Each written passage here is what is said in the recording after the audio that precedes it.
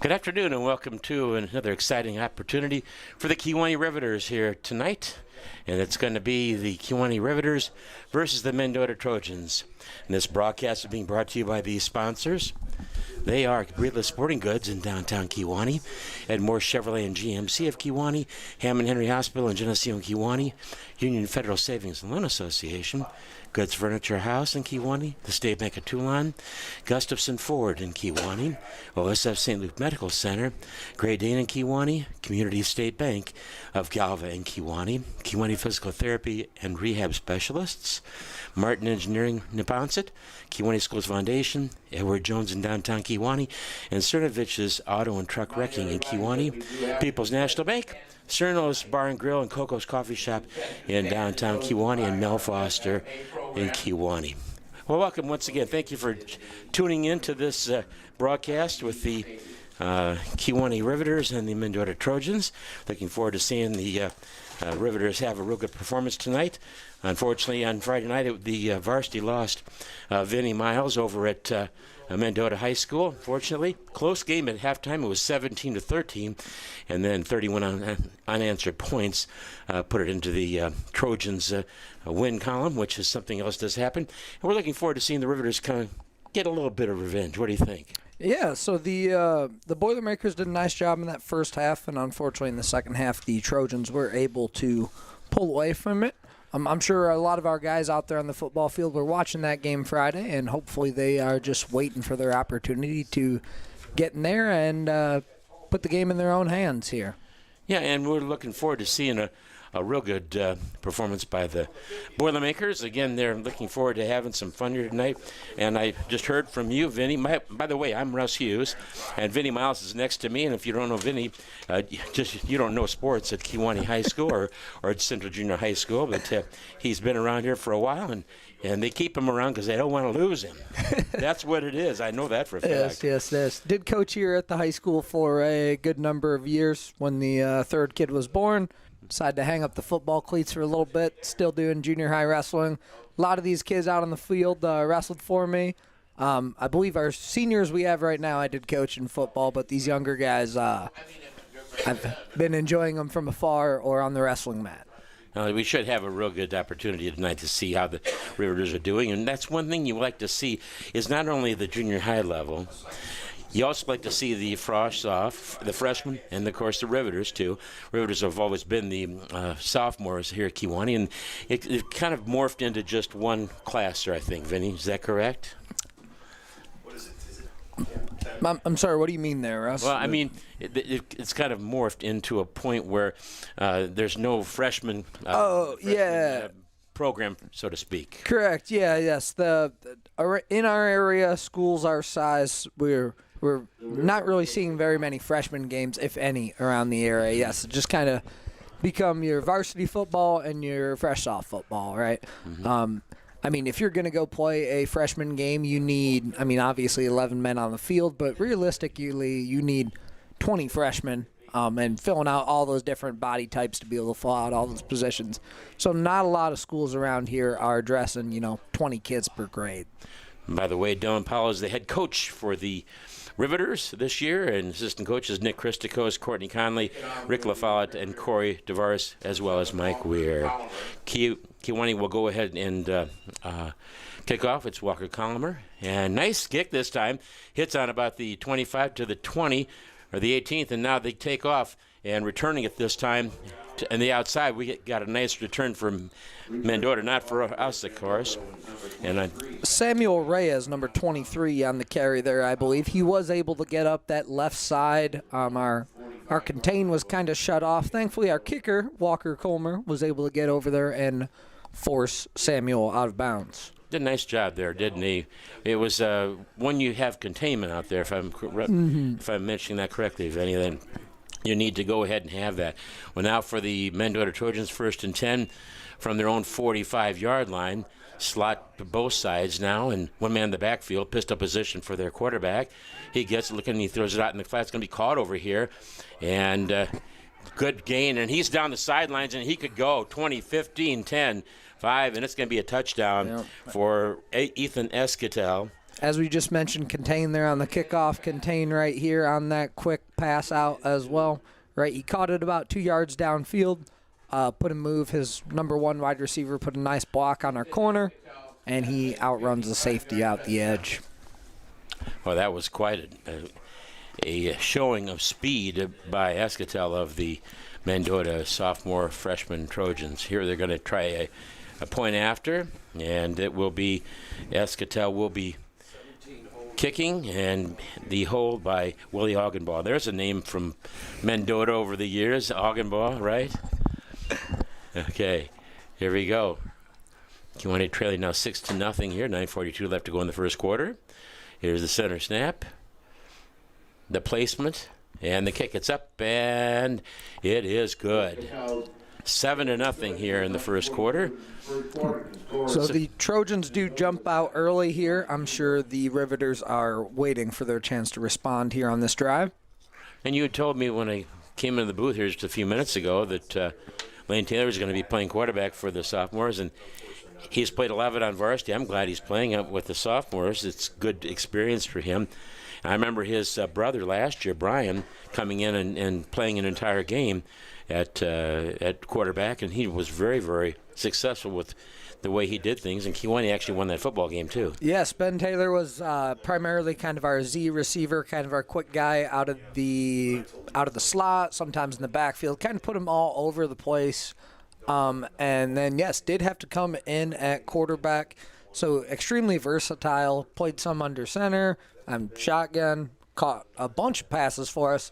It was kind of more of our speed threat versus the pounding with Duarte last year.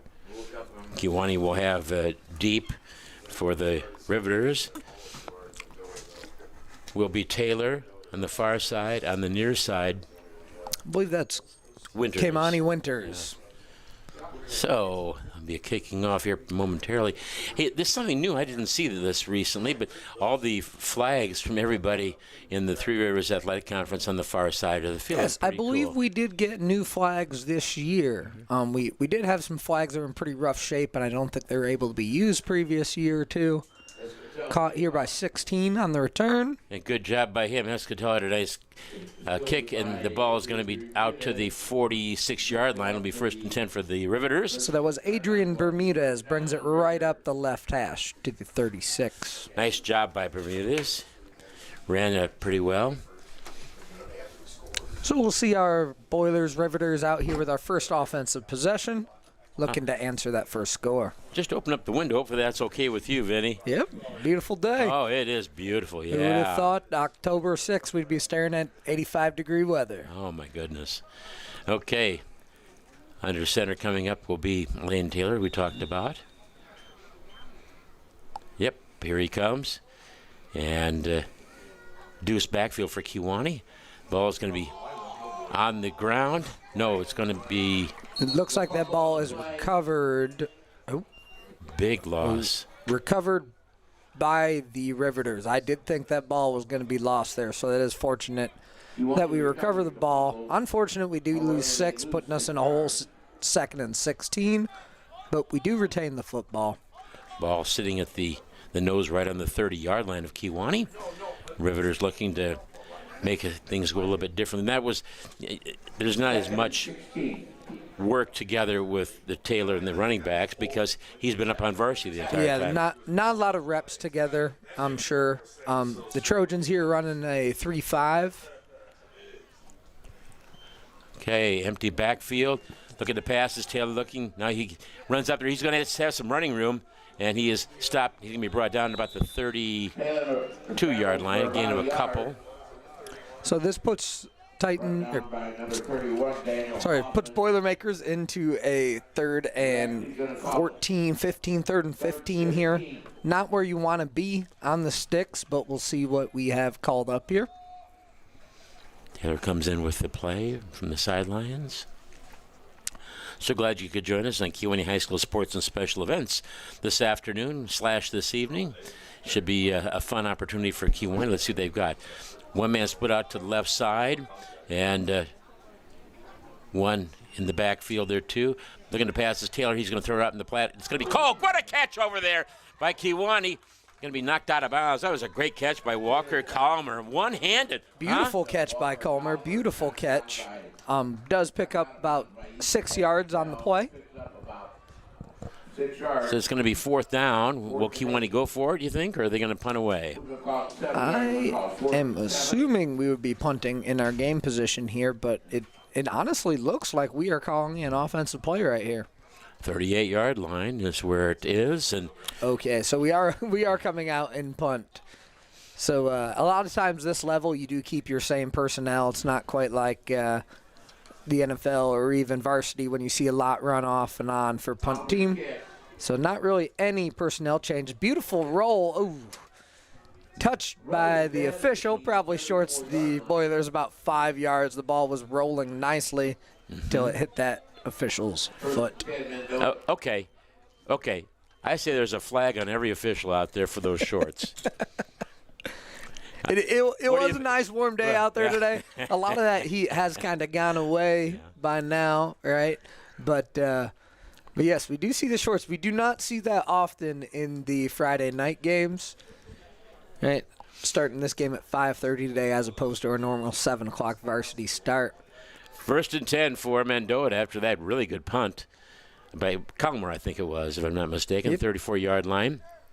Okay, single man in the backfield. He runs up the bit. Boy, that's a really good job of running behind your line and gained a 9 on the play. His line didn't make quite the opening for him there. It was not until the 2nd and even 3rd level until the Boilers really got a man to the ball.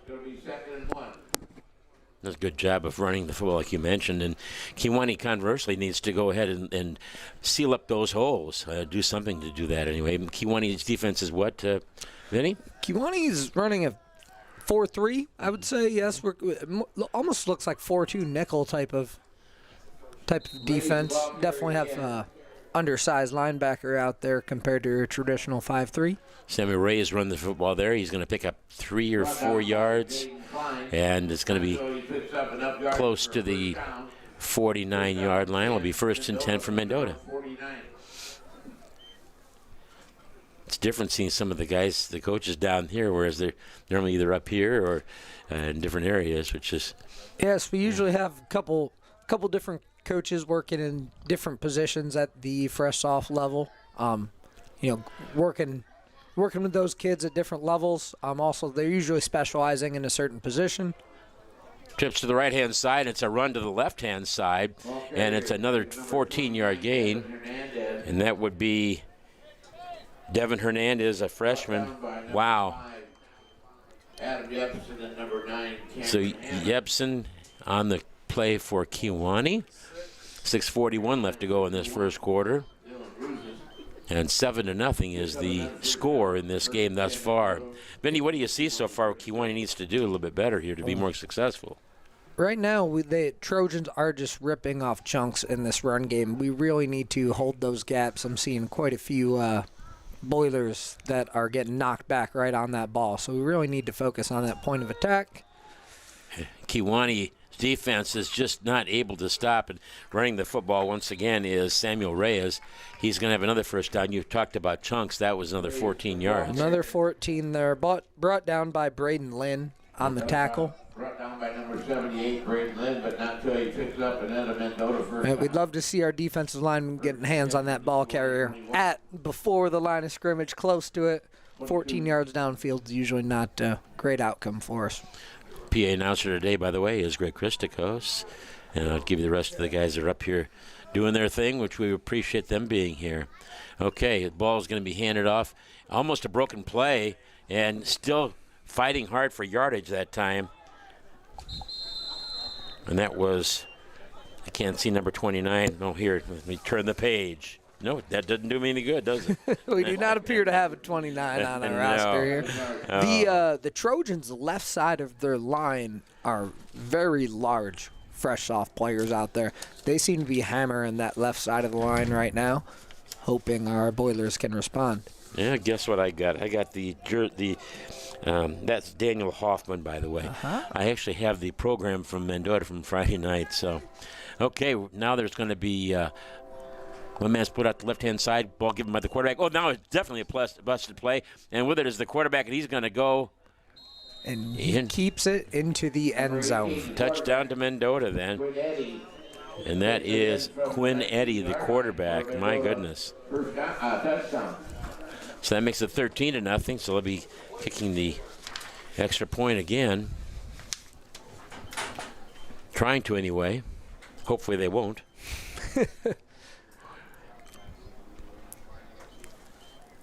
Okay. Agaba again will be holding. If you've been watching the NFL this year, there have definitely been an influx of blocked kicks. Let's hope the Boilers can pull one of those out. Yeah, the Bears even had one. Escatel will be attempting the extra point. There's the placement, and the kick is up, and it is good. I thought Kewanee had somebody in there that was going to block it. We were close to it. It is tough to get to that point of attack. Yes, it is. So 5 minutes and 4 seconds left to go in this first quarter. It's 14-0. Short field on the first time that Mendota had the ball.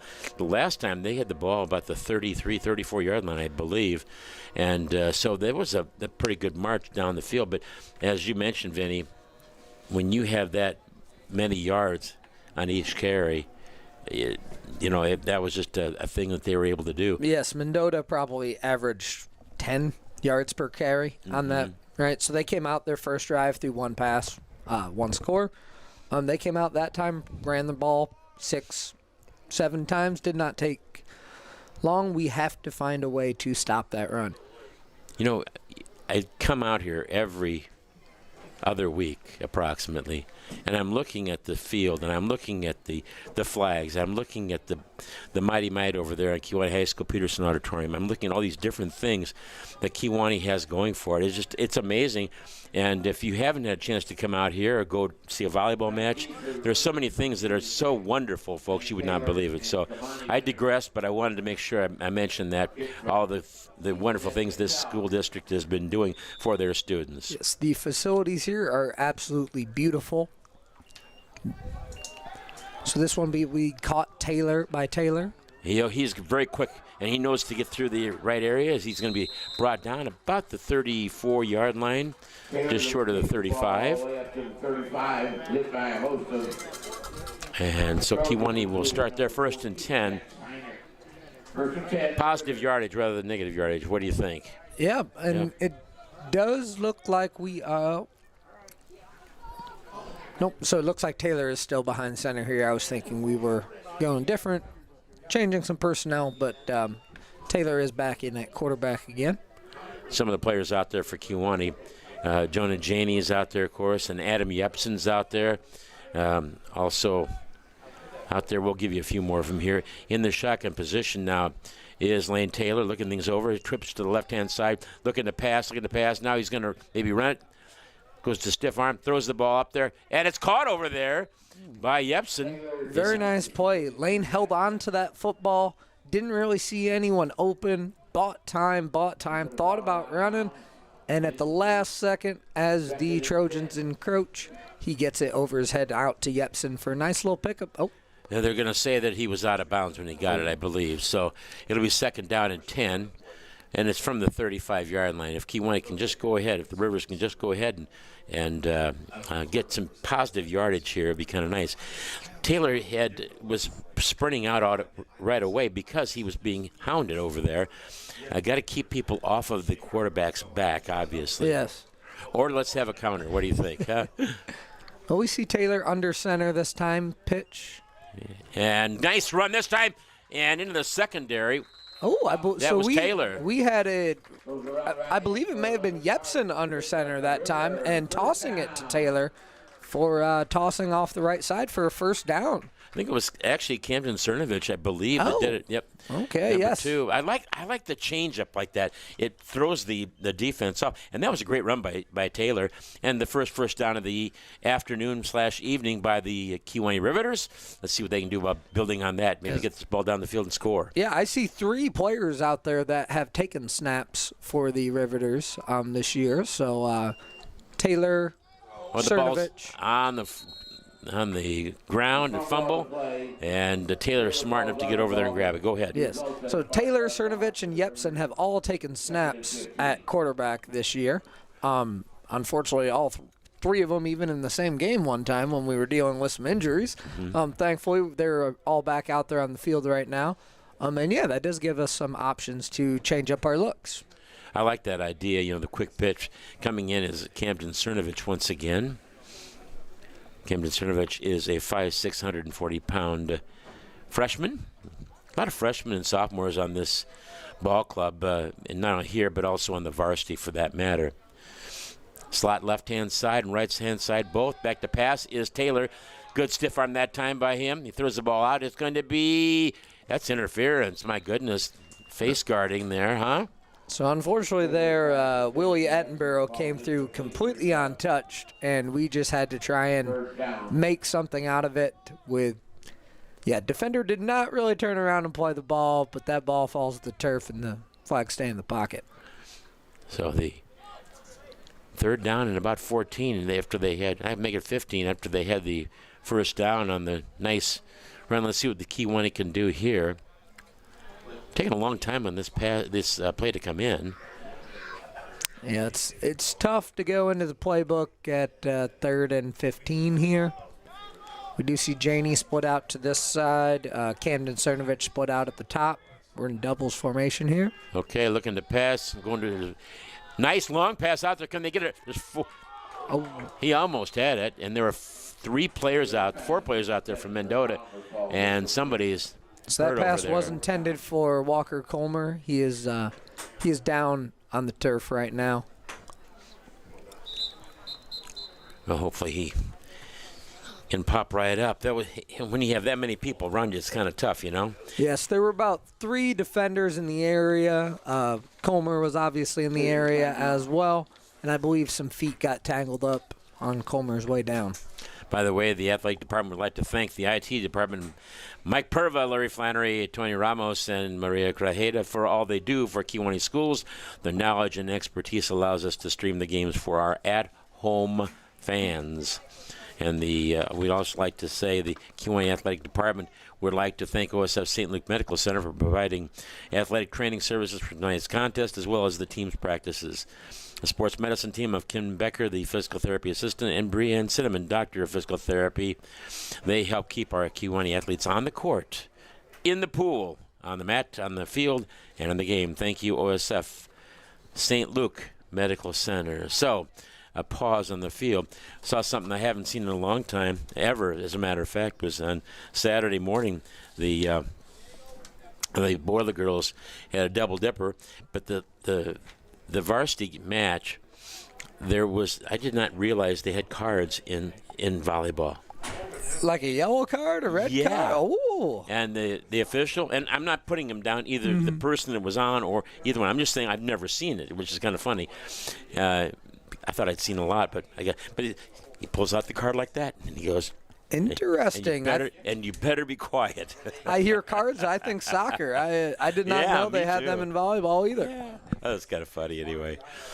So, not funny to the team, but, you get those heated situations. And quite frankly, folks, we may say stuff in the heat of the game, the frustration maybe, but it's not the officials' fault. They're human just like we all are, but we need officials or you can't see or watch these athletic matches. Correct, and our state is definitely hurting for them in about every sport. They are here because they love the game, they enjoy the game, and they want to provide the opportunities to our students. So we really need to support our officials. Obviously, there are times when we might disagree with them, but they're there, they're objective, they're supporting our students, our athletes, and we should definitely appreciate them. And here's a real pleasant sight. It's the fact that Mr. Walker Comer is walking off the field right now under his own power. So I'm sorry that he got banged up there a little bit, but he's coming off there. Look who's over there, Coach Matt Taylor, trying to help out there a little bit, huh? Yep. It's good to see a fresh off game, right? We have our entire coaching staff down there helping out tonight. Sometimes you go to a fresh off game, you might see 2, 3 fresh off coaches. we are fortunate enough. We have our entire staff down there helping out. Nice high punt by Kewanee. Let's see what they do here. Oh, that's going to go over to the 39-yard line. It was really high in the air, wasn't it? Yes, Kewanee Winters on the punt there. Put that ball high in the air. Did get a fortunate bounce. The Trojans do end up taking over at about the 39-yard line. So 1st and 10 for the Mendota sophomore Frostsoft Trojans.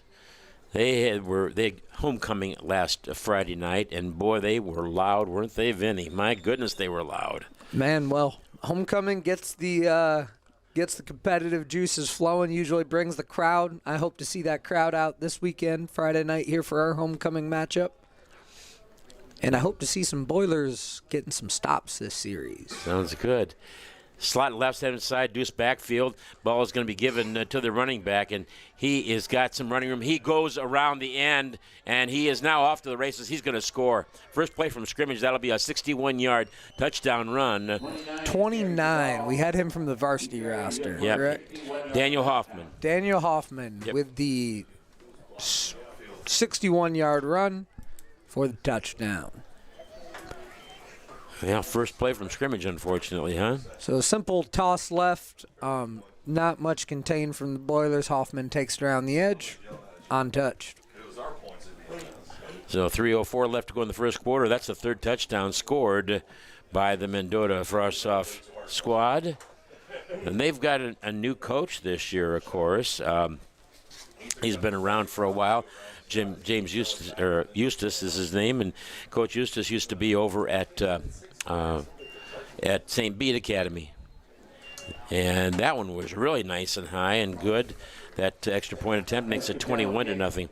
Yeah, James Eustace has been around like the area for a long, long time. But again, he started many, many years ago over at St. Bede Academy. And then when the opening became available at Mendota, he applied for it, and they hired him gladly. And I do remember the first time that Kewanee played Mendota when they came back playing in the same conference, because they were both in the NCIC Southwest Division. Now, of course, they're in the NCIC, in the track, I should say, and they have they're playing each other again. I believe this is the fourth year.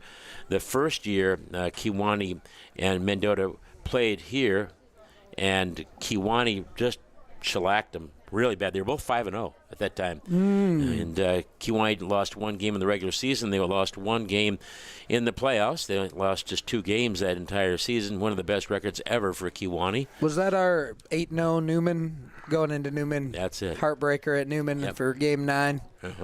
Yep. Boy, you are right, Johnny, on the spot, aren't you? Well, that might have been my last game coaching, now that I think about it. Yes. Second to last game. Vinny on the spot, huh? Okay. Yes, the Kewanee will be returning once again. Taylor and Winters are back. And so hopefully Kewanee will be able to get an opportunity here, and Kewanee Winters will be back there along with Lane Taylor to receive this kick once again. So, yeah, Taylor had a nice return last time. We'll see if they are willing to kick it in his direction again. It looks like they're going to try Kewanee Winters on this kick return. Young man's got some speed, and he does a good job. He went wide. He does break his first tackle, breaks his second tackle. And keeps going, does a pirouette, stays on his feet, and he's finally going to be brought down at the Kewanee 33-yard line. Nice run by Winters. Yes, Winters did not want to go down. Stayed on his feet for quite a while. Probably more horizontal yardage than downfield yardage, but Winters still picks up a good chunk. On the return, Boilers will have the ball at about the 33. So 1st and 10 for Kewanee. Riveter's looking forward to getting some yardage here. We'll see what they do. Getting some first downs. They have 1 first down so far. See what they come up with. And again, they've changed up the quarterback a couple of times. Now coming over here to the near side will be Camden Cernovich. Looks like we're back to Taylor under center. In shotgun, flanked by Winters. And Davis back there, yeah. Okay, shotgun formation. Back to pass is Taylor looking. And he's going to run it. He's going to be brought down. at about the 38-yard line. He does slip. The first defender was initially contacted at about the line of scrimmage, but he is able to slip him and pick up about 4 or 5 yards on the run. 2:33 left to go in this first quarter. And again, the score is 21-0 Mendota. Got the play here from Cernovich. And now they'll go ahead and see if they can get some more yards. That was a nice run. That was important. Positive yardage always good. Yes, it was big to slip that first tackle, put us in 2nd and 5, where we have a lot more options here than going 2nd and 10, like it initially looked like on that play. Okay, here we go. We got deuce backfield this time. And one man to the left side for Kewanee. And the ball is quick pitched. And this is Winters, and he has it. He's going to be brought down real close to the first down. Yeah, very close. Might have that first down. Right, Boiler, they are signaling for the first down there. Right, so we're in like a split-out wing T type formation. It's nice to have a coach's view of the play as it happened, because I've probably seen wing T a little too much in my life. We ran wing T every formation of my high school career. I don't need to see it anymore. You must have run it a lot, Vinny. We ran the ball. Okay, which team we're talking about? So I played for the Erie Provincetown Panthers. We had Tom Unruh was my head coach. Sure. So yes, we were wing T all day. Here we go. And that's going to be legal procedure on Kewanee. Yeah. They went too fast. We've had a couple plays where we've had guys questionably whether they were set or not, and that time we had crossed the questionable threshold. So Tom Unruh was your coach at Erie? Yes, Tom Unruh came in 2004, was the head coach for 4 years there for the Panthers, and then Chuck Milam, who is now their superintendent, was the football coach that followed Unruh. In relation to Paul or James Unruh? So were they the Carthage? Yeah. Yes. Tom is the brother to whichever one of the Unruhs who was the Carthage coach. I think it was Paul. If I'm not mistaken. Yes. But I know somebody that would know, and he's sitting down here to the right. It's Jim. That's Matt Clark. Jim. There you go. Yes. So yes, we did have Jim come in a couple times over the summer, talk through some stuff. The whole family, super knowledgeable football family, great family. Good times. Oh, yes. So here we go, first, and I'm going to be 1st and 10. I thought there was legal procedure. We did pick. Oh, yes. Maybe we got a timeout in? We did get a timeout in. Timeout taken. And that's the reason why. So Kewanee does not have an illegal procedure. Now it goes to, again, right side to Winters, and he's going to be brought down just across the 45 to the 46-yard line. It is good to see the Boilers getting a bit of a push here, picking up some positive yardage on these plays, right? Gaining that momentum, gaining that confidence, stringing some positive plays together here. So it'll be 2nd down and 7 for the Riveters, and coming in once again is going to be Lane Taylor. We're going to call that a 3-yard. He's going to be, he'll develop as time goes on, and he's just going to be huge. He'll be, he's got a chance to be All-State. That's how good of a player this young man is. We look at our entire varsity team right now. We have a lot of freshmen, sophomores, juniors, right, that they're going to be out there for the next year, 2 years, 3 years, and they're just gaining their experience, gaining their confidence. And the future looks bright. It sure does. Delay of game against Kewanee. They'll bring it up. Second. Delay of game on Kewanee. This will be 2nd down and 12 to go for the first down. 30.3 seconds left to go in this first quarter. And now coming in for Kewanee is Quentin Weir, by the way. Quentin is a running back. And then also out there is Aiden Davis. So we'll see. Oh, actually, he just came off. Excuse me. Okay, here we go.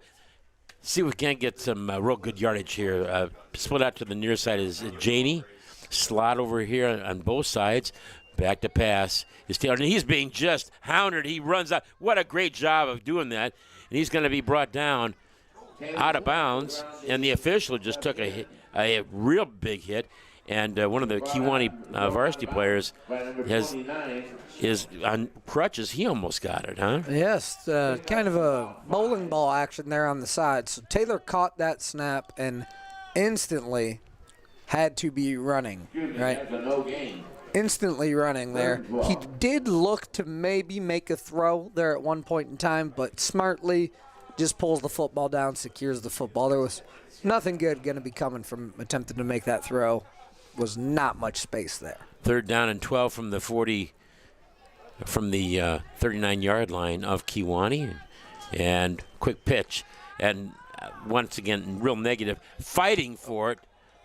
I'm telling you, Winters really did a nice job. Kamani Winters, wow, huh? So yes, they were on Winters the second he received that pitch, and he's fighting for yards. Unfortunately, gets kind of turned around. There's a flag on the play. It is a hold on the Boilers. Preliminary signal is holding against the Riveters. That penalty is declined. It's gonna So the bring penalty is declined, and that is going to bring up 3rd in a very, very long ways. 16 yards. No, they did accept the penalty because it went back. It's not Well, 4th down. that's where they ruled Winters down on the last. It's actually 4th down. You were right, yeah. And that's going to be the end of the first quarter. Well, they'll and get the playoff. And the ball's out. Kewanee's got it. Recover. Okay, 2 Mendota players converged on it. They, unfortunately for them, fortunately for Kewanee, collided, and the ball went on the field. Kewanee, Johnny on the spot. Yes, big miscommunication from Mendota. Linebacker attempts to come back and field the ball. Deep man comes up to catch it himself, and they collide, ball bouncing off them, recovered by the Boilers. Credit to the Boilers for hustling down the field, being in that position. And the nice thing is the fact that rather than to be giving huge advantage of field position to Mendota, now Kewanee has the football in a very good spot. Now, the officials are talking down there. I know it's the end of the quarter, but it says 4th down over there still. Yeah, but that ball actually, did it hit? That ball did touch the Trojans. Okay. Right? So, that is Kewanee's ball. They are now moving it to the other spot. They're now getting in the right position for us. Yes, this will be Boilers' ball. And it's homecoming week, by the way. I did not say anything about it, and that's a really nice thing. And it's nice the way that the high school really promotes it, and it's a nice way of doing it. And, of course, there's always that bonfire on Thursday nights, which is a Kewanee tradition. Yes, and we're having dress-up days this week. I was thrown off a little bit this morning when I saw quite a few students in pajamas until it did click that it was pajama day at Kewanee High School. The only problem is if they go and they take naps. Then Yes, well, some students seem to think every day is pajama day, but today a little bit more than usual. Oh, shoot. That was a good one, Vinny. That's like me at work. I take naps. I have a little blanket over in the corner, and then I go over there and I take a nap, No, don't do that. I wouldn't be working otherwise. First and 10 at your own 40 to start the second. All right, so Boilers once again with another offensive possession here. Yes, you're right, Russ. The field position would have been big there, right? The Trojans would have gotten the ball on their own 40, and thankfully we have football here. Slots on both sides. One man in the backfield to the left of Taylor. Taylor now being hounded again. He gets out of the way. Now he's going to run. He moves it outside, and then he drops the ball, but he gets it back. Good job by Taylor, though, I thought. Yes, Taylor goes for the stiff arm there. Ball does come loose, and he jumps right back on that ball. But, yeah, once again, a nice play getting something out of, frankly, nothing. Right, Lane picks up 7 on the play. There was not much there. Guys on him as soon as he got the ball. Play clock starts now. Let's see if Kewanee can get some advantage to them and get down the field. We'll see what happens here. So we're in a good spot here. We have about 2nd and 3rd. Yeah, I'll talk to you about the homecoming. I've got the stuff on my phone here. It's kind of neat to see. Man in motion for Kewanee once again. Ball kept by Taylor, and he is going to be around the end. He's going to be brought out of bounds. Gain of a couple maybe. Knocked out of bounds. Think they're going to mark them at about gain of 1 there, so bringing up 3rd and 2. Very very strange looking play. I think someone missed an assignment on that. Did not quite look like our designed intentions for that play. By the way, I'll give you the workers here tonight. Announcing is Greg Christico, scoreboard Willie Terry, Dave Briner, the timer. The delay of game is Matt Clark, and creator OSF concessions Mary, and officials Mary. Good job there, and of course. We'd like to acknowledge the people that give up their time for high school athletics. It's awful nice. Okay, ball's going to be handed to the first man through. Good job that time. Getting the first down, it looks like. What do you think, Vinny? Yes, it looks like I right believe there. we are getting the first there. It is extremely close, but yeah, looks like with the spot. Oh, he put up.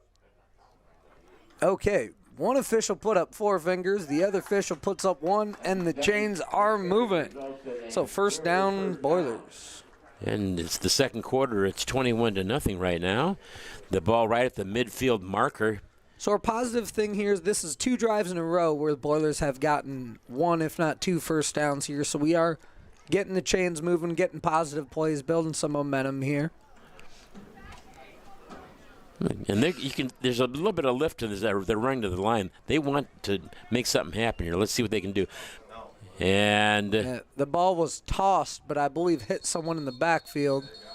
And oh, shoot. unsure. I believe our ball carrier is going to be ruled down. Good. Yes. So Trojans do come out of the pile with the ball, but forward momentum was stopped. So Boilers football 2nd and 13. And the Boilermakers, again, the negative plays have hurt them so far in this game. I'm not sure about what it's been all year, but in this game, definitely it's hurt them. Yeah, we've had quite a few negative plays putting us behind where we want to be.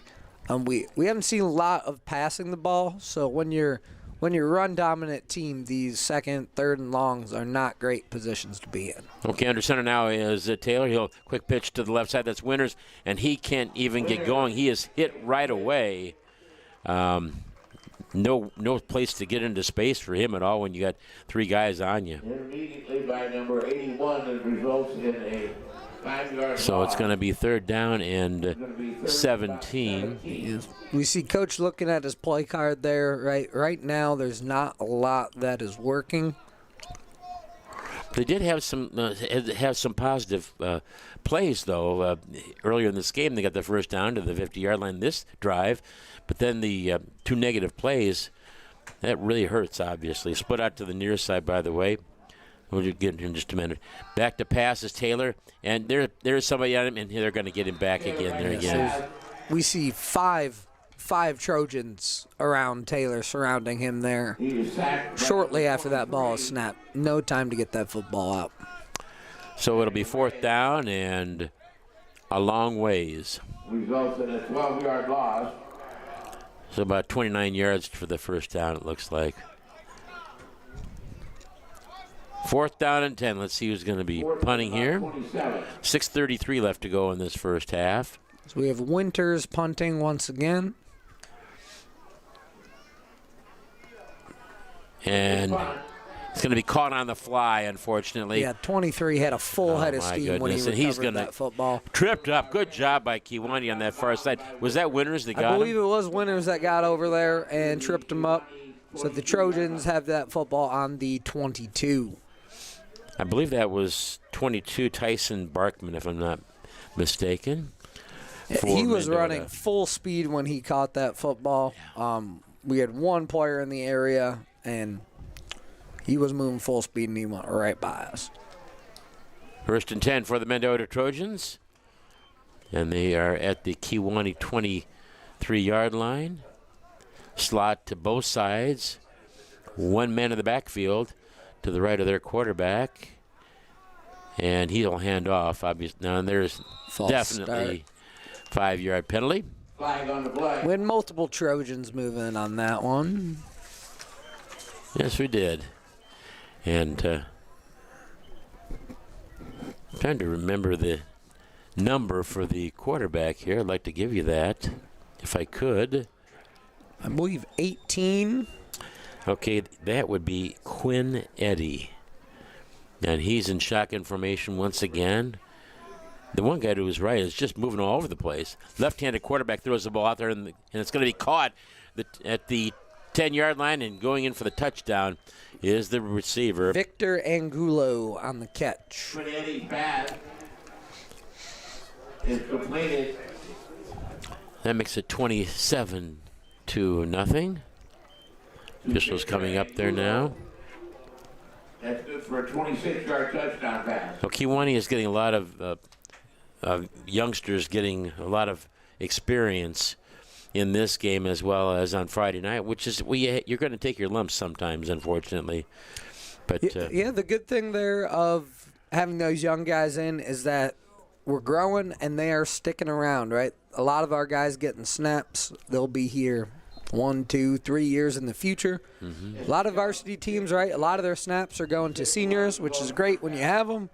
And like we're seeing this year, once those seniors leave, you got to have someone to fill their shoes. Well, there was a lot of seniors that left from last year's squad, obviously, but I'm sure that one thing you'll hear from the coaching staff, Matt Taylor being one of them, saying you've got to go ahead and do what you need to do, and that is to play hard-nosed football and make sure you do your jobs. And you're not going to just have it here on the football field in high school, but it's that way in life.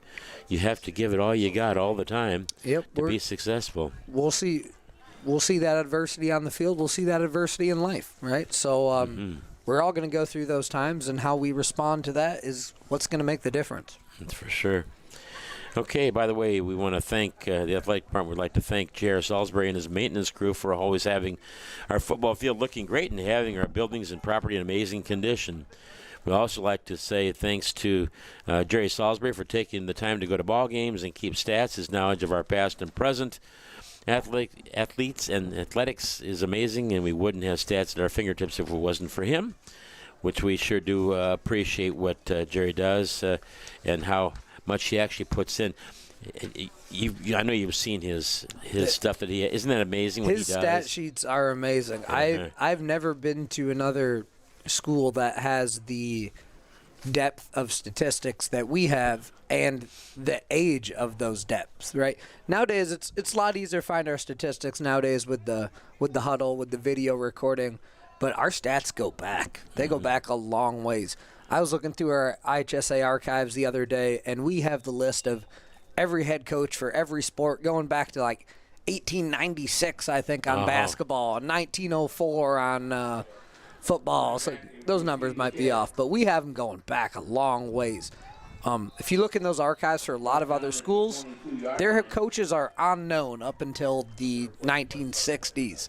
And we just have that info going back forever, which is awesome. Yeah, winners, by the way, returned that kickoff up to the 24-yard line. So it'll be 1st and 10 for Kewanee starting there with 6:03 left to go in the first half, and Kewanee trailing by a score of 28-0.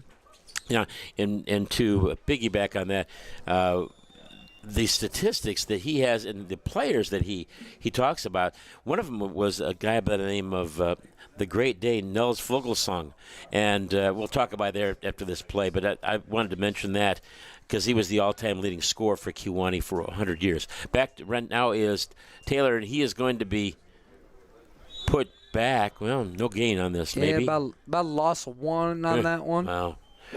Well, and nobody knew when Brady Clark was a senior that he was in line to get that scoring record. Maybe some people do. I didn't know it. And, yes. And so there he is. He's talking about Nels Vogelsong, and the Great Dane, and from like 1920. I mean, just a long time ago. Yes. And so Brady Clark breaks the record, and then the next year, Alex Duarte breaks the record again, which is something that is very unusual. You don't see that happen like that. That's wild to have a 100-plus-year-old record get broken. Yep. And then again. Yep. Back to passes. Taylor, he throws the ball there. It's going to be caught. Nice catch over here at about the 25-yard line, 26-yard line. That catch, by the way, was Matthew Sutherland. Good job by him. We do have a flag on the play. Ooh, and it is going to be holding on the Boilers. Okay, well, Kewanee will be backing themselves up here a little bit. The Riveters will. Again, Kewanee will be in action on Friday night here at the Kewanee School Stadium. And it'll be the Kewanee Boilermakers entertaining the Sherrard Tigers. And I sure as heck hope they're not very good entertainers, if you know what I mean. Kewanee they played well in that first half. I thought that was a very good game on Friday night. And it was close until that field goal, and it was only 4 points at that time, you know? Yes. So here, our Boilers are getting themselves lined up here, so we are going doubles, splits on both sides. Taylor with the football. Oh, my gosh. There's nowhere for him to go. Brought down very quickly. Down by number 33 for a loss. So another loss. Third down, and That's a loss of 1, maybe 2.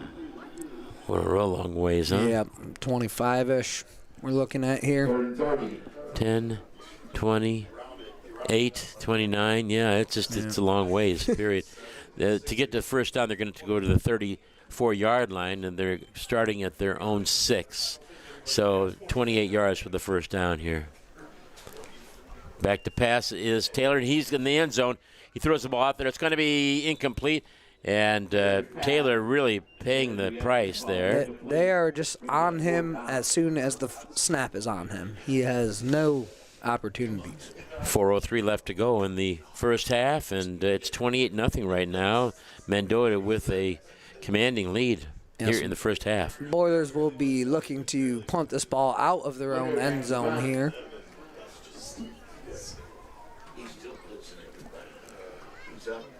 And here's the center snap.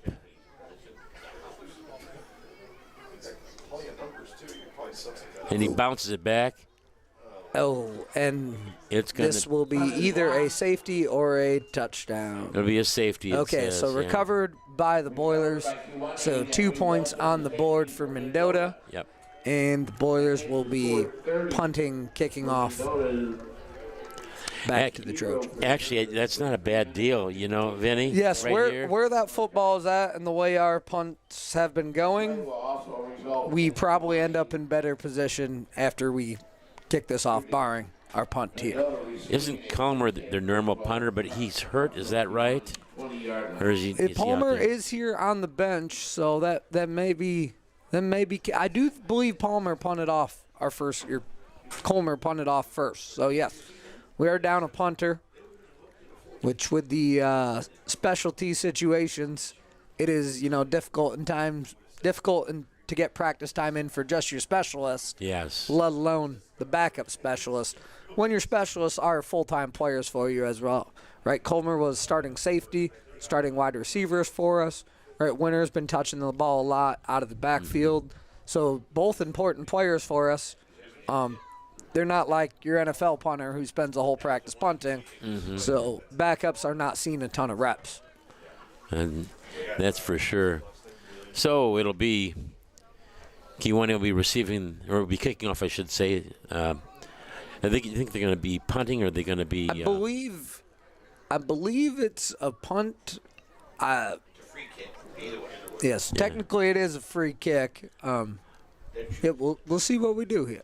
I'd like to see him kick off. The kickoff was pretty good, the first one. I mean, that's what they're going to do here. We're looking here and seeing that, of course. Kewanee will be Kewanee Winters. And Winters will be kicking off again. And look where the backs are, the receivers. They're at the their own 36-yard line. Just get it nice and high in the air. Let's see if we can do that. And that is a nice one, and it's going to be caught on the fly again. Nice squibber, caught really well, fielded well by the Trojans there. That looked like a difficult ball to catch, and they fielded it great. If you've been watching the NFL this year, you've seen the kickoffs that are a little different. A lot of kickers have been experimenting with different style of kicking. Rather than kicking that football across their body, they're kind of straight kicking it, clipping the side, looking for more of like a squib. Unpredictable action with the new landing zone rules. There's not as much benefit to the big flight time, the big distance, like there was in the past. So Kewanee will have their defense out there once again. And Eddie, the quarterback, Quinn Eddy, is in the pistol position. He's going to hand the ball off to the first man through. This time, Kewanee gets a man over there, but they cannot put the wraps on the running back, and that is Devin Hernandez. Yep, Janey busted right through that hole, right off the edge, and got his hands on, really slowed down that ball carrier, was unable to bring him down, and the Boilers didn't get a second man to the ball until he picks up about 6. So it'll be 2nd down and 4, and the ball sitting at the 37-yard line of Kewanee. And again, they passed the ball one of the last times for the touchdown. We'll see what they do here, huh? So, yes, I believe Trojans have thrown the ball twice with 2 touchdowns on their day for passing. And he's going to keep it, go to the side.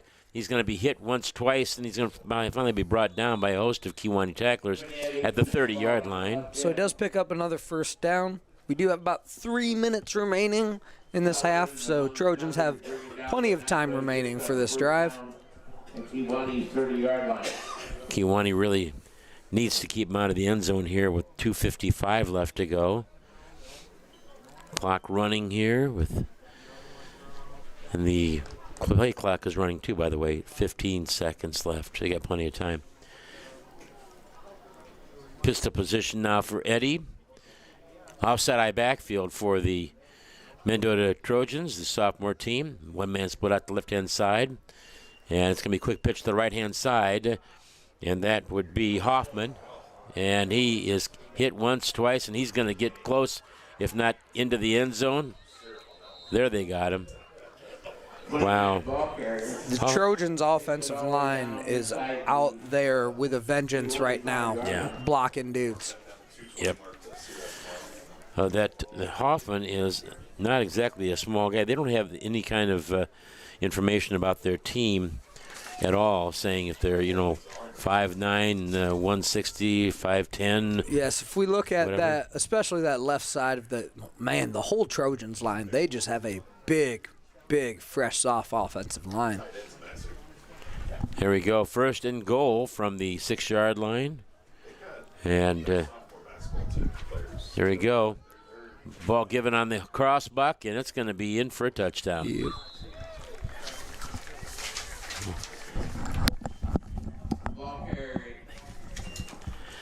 So, touchdown once again. 5-yard touchdown run. Makes it 36-0 with 1:58 left to go in this first half. And it's been all Mendota Trojans. You probably don't know a gentleman that I'm pretty good friends with still. His name is Gary Peterson that went to Erie High School back in the day. He's about 65-ish now, I think. And was he Erie High School, did you say? Erie, yeah. Yeah, so I'm a Prophetstown guy, right? Okay. So Erie Prophetstown, obviously a co-op. But only co-op for certain sports. All 3 sports I played, we were co-op, so I was a Panther all the way through high school. But yeah, I'm familiar with Peterson. Oh, yeah. Well, he spells it. He says, I spell it the right way. It's with an E-N, not an O-N.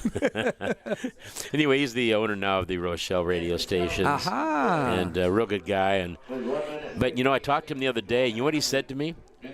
He said, just so you know, I've always been a Boilermaker. I will always be a Boilermaker. Wow. Yep, that's what he said. I was teasing him a little bit. Still good friends with him, and of course he and I are very good friends with Brock Tumbleson, who passed away way too early a year ago last May. And so we both talked at Brock's eulogy, and it was nice to be able to do it. We had some great times going to games and back and forth. I learned everything I know. Sorry, folks, I learned everything I know from Gary Peterson, and Pete, just a super guy. So Kewanee, well, I'm sorry, I digress. I do that too much. I'm old, okay?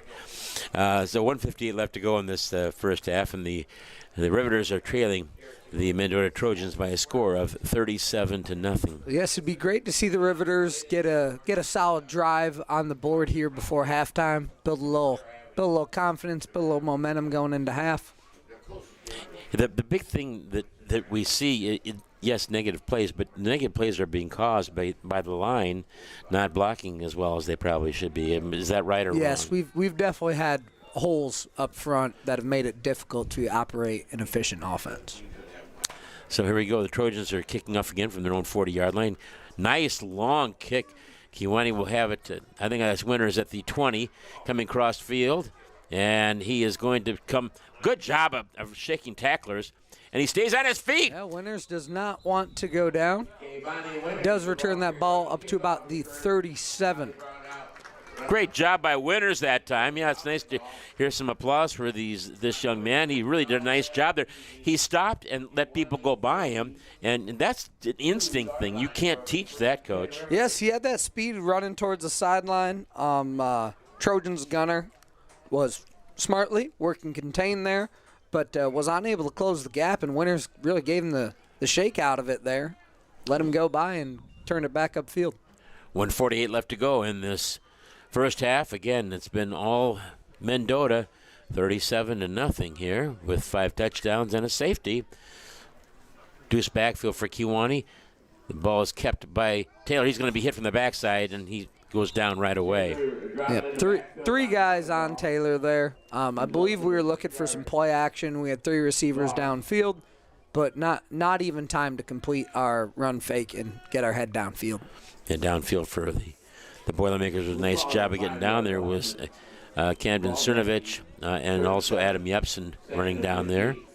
But again, he goes back to pass, and there's people on him already. Yes, and with our difficulties running the football, they're not super bitten on that inside fake. Deuce backfield once again for Kewanee, and that's Lane Taylor, the quarterback. He's under center, and there is 1, 2, 3, 4, 5, 6, 7 guys there. And Taylor, I don't believe that was intended to be a option, but his running back was getting tackled before he could hand the ball off. So he just wisely pulls it and runs it himself. Pick up a couple yards there. Yep. Be 3rd down and 8. Gain of 5 on that play. Good job. And the clock's still running. 39 seconds left to go in this first half. Nice to see everybody here to support the Boilermakers. That's a good crowd for the sophomore team, huh? Yeah, we do have quite a few people here. Kewanee does seem to always bring the crowd, right? We have our great facilities here. Tonight, we're not blessed with the band and the cheerleading and the dance, but we still have our great facilities, great concession stand, beautiful place, beautiful weather. So it does look like we are going to let this time expire, and we will go into halftime with a score of Riveter 0, Mendota 37. So they'll go ahead and hit the old. I don't know if they'll stay out here or they go in the locker room. I remember we used to always go in the locker room. Yes, I'm not sure how much time we get for half. I believe they've thrown 10 seconds up on the clock, and it does look like the Boilers are going into the locker room. You know, it's nice to see the way that Kewanee has had excellent athletes over the years, Vinny, Coach Miles. But the one thing that I have seen and remember is back in the early 50s, the University of Illinois had 2 players from Kewanee in their starting backfield, Mickey Bates and M. Limbeck. And M was my coach, as a matter of fact, and I was not a star. If anybody tells you that I was a star, they're not telling you the truth. I think I started 1 game or 2 games in my senior season, maybe 3 games, something like that. It was not much. Wow. And but Kewanee had a good team, and they played for a long time. They played the exact same schedule. It was Canton, then Princeton, Sterling Streeter, LP, Ottawa, Dixon, Galesburg, Geneseo. Man, those are some big schools. We were 4-5 my senior season.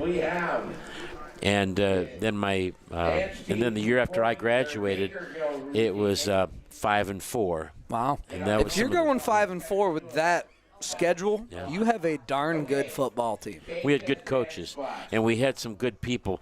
I remember Mark Krumtinger. He's in the Kewanee High School Athletic Hall of Fame. Mark Krumtinger, Tommy Smith, Donnie Harvey. Lots of great people that would be there. Dave Bomlany, Steve Jacobs, who unfortunately passed away a few years ago. But, boy, Steve was so quick. He played nose guard, and he was maybe 150. Wow. And he just took off. Had the speed. And would go and get to the quarterback every time. It was really neat to see. Kind of like what's happening out here to Yes. Kiwani. He would just shoot the gap every time. Wow. And they didn't know what to do with him.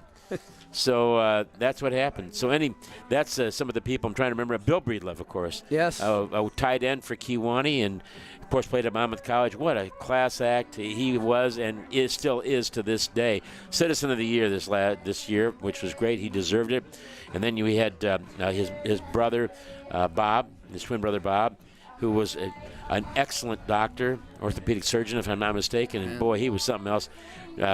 Excellent athlete, and I remember how driven he was and how good he was. Yes, man. So Kiwani has quite a connection with Monmouth College. We have quite a few Monmouth College grads teaching for us, coaching for us. Yeah. Of course, we have former All-State tackle James Conner, Yes. who's starting offensive tackle at Monmouth College right now, who I believe is fighting for first in their conference right now. Mm-hmm. So yeah, he's been a big, huge contributor.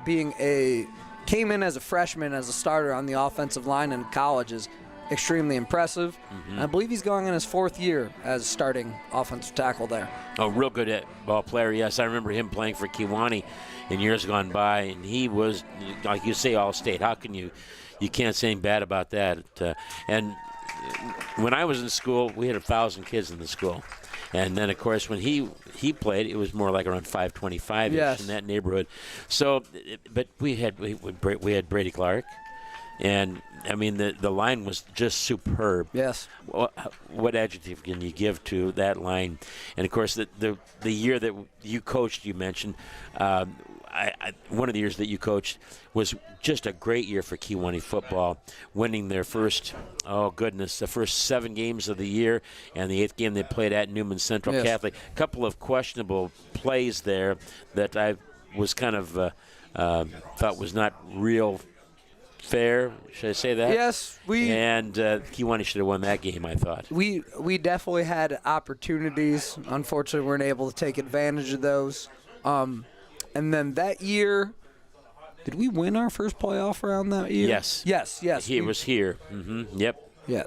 Yes, which was the amazing thing about that. One fact I remember on that was I believe it had been 20 years since he'd won a home playoff game, and it was A school from Chicago. yes, it was Yeah. Nico Poe Sr. Yes. had caught the touchdown pass to win it 20 years prior. Yeah. And then Nico Poe's son, Nico Poe, caught the touchdown pass to win it 20 years later, which is pretty amazing feat there, I believe. Yep. So we're reminiscing, folks. Sorry, especially when you get to be our age. We're not going to be my age. You're young. We're not You're quite the you're a same age, kid. but You're you a know, kid. Yeah. So I remember going to that game up at Byron, one of the games that Kiwani played, and they played up at Byron, Illinois, and they had one heck of a running attack, and Nico had I think it was he that ran the ball, and he was out in the secondary, and he was caught by one of the players for Byron,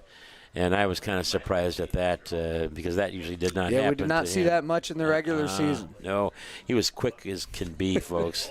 Nico was. I'm yeah. going to grab a quick break myself here during halftime. Okay, well, you go ahead. I will be back. I'm going to stay here, and I'm going to just keep talking away, you know? So, okay, buddy. I have no answers, but I do feel you're frustrated. So we're just doing the very best we can here now with we're got a little bit of a break here. Maybe I can get a hold of someone who's walking by. We can talk a little bit. And, yeah, it's amazing when you see all these things going on, and we sure do appreciate everything that they do, and that's for sure. And all the people that volunteer here, looking to the left over here and see Mendota down there, and they're on the upswing. Jim Eustace and his entourage really doing a very good job redoing the offense and defense, both for Mendota, and we're seeing that happen. It's one of a kind type of a thing with the way that they've been playing and the way they've played against Kiwani. Now, they've only won 2 games this year so far. They did beat Sherrard, a close game, and Kiwani had a steamroll on them, unfortunately, in that in that varsity game last Friday night. Had an interception for a touchdown, and otherwise it was a very, very close game. Kewanee playing better, though, and this Friday night, that is definitely a winnable game for the Boilermakers. I'd love to see them get a victory, and just got to keep working at it real hard. We'll see what they do, and we can go from there. It should be fun to see. So right now, again, 2:45 before the start of this second half, and Greg.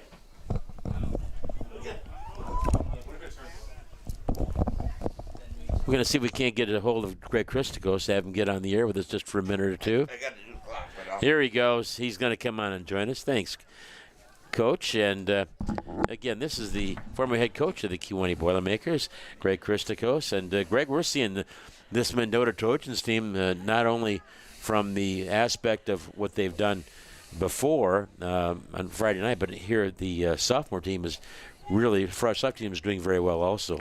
yeah, I'm not in the ground floor, but I was told that they had a very good nucleus of skilled kids and basketball players in their freshman and sophomore class, and their speed and skill showing in this game. It surely is. You're trying to get everybody some playing time, of course, Greg, and what would you do in this situation? Just keep doing what you're doing, or would you? You try to simplify it.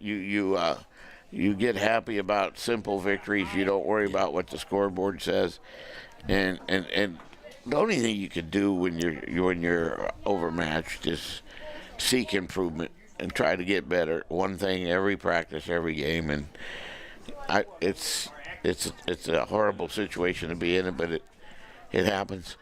And somebody asked me, has the football team program been in such dire straits before? And the answer is yes. And they came back.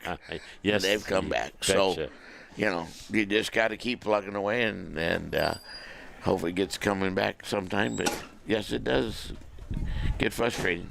Yes, it does. It does. Well, thanks, Greg, for talking with us. Yeah, because I got to go help out over here on the clock. Thanks, Russ. Keep up the good work. Okay, thank you, sir. Greg Christakos, the former head coach of the Kewanee Boilermakers for a number of years, very successful years, and we're looking forward to seeing what's happening here. Again, for Kewanee, the small victories we heard Coach Christakos said, and that would seem to be very logical for Kewanee. A lot of opportunities for these teams to do what they would like to do, and we're looking forward here. About 17 seconds left to go. They'll probably put another 2 minutes on the clock then, and we'll have another half of football coming up, and hopefully get Kewanee on the board there. And as Coach Christakos mentioned, the small victories, and I would have to agree with that 100%. That would be very important. And hopefully, I'm looking out there to see if Chris Collimer is okay, or no, Chris, excuse me. We need, hopefully, we'd like to see the punter and as well as the Walker Collimer, as well as a wide receiver and defensive back. Hopefully, he is okay for Kewanee, and we'll see what happens. Looking over here, and it's starting to get really dark out. I know it's getting dark before 7 o'clock, but I'm seeing some dark clouds coming in from the southwest going to the northeast. So we'll see what comes of that, of course. And looking over there, seeing a couple of the kids walking over here, and I don't think that there's anybody there that has been hurt. It's been mainly the Walker Collimer, unfortunately. Okay. About 2 minutes now before the start of the second half, and we'll see what we can come up with here, huh? I'm going to take a quick break also. Thank you.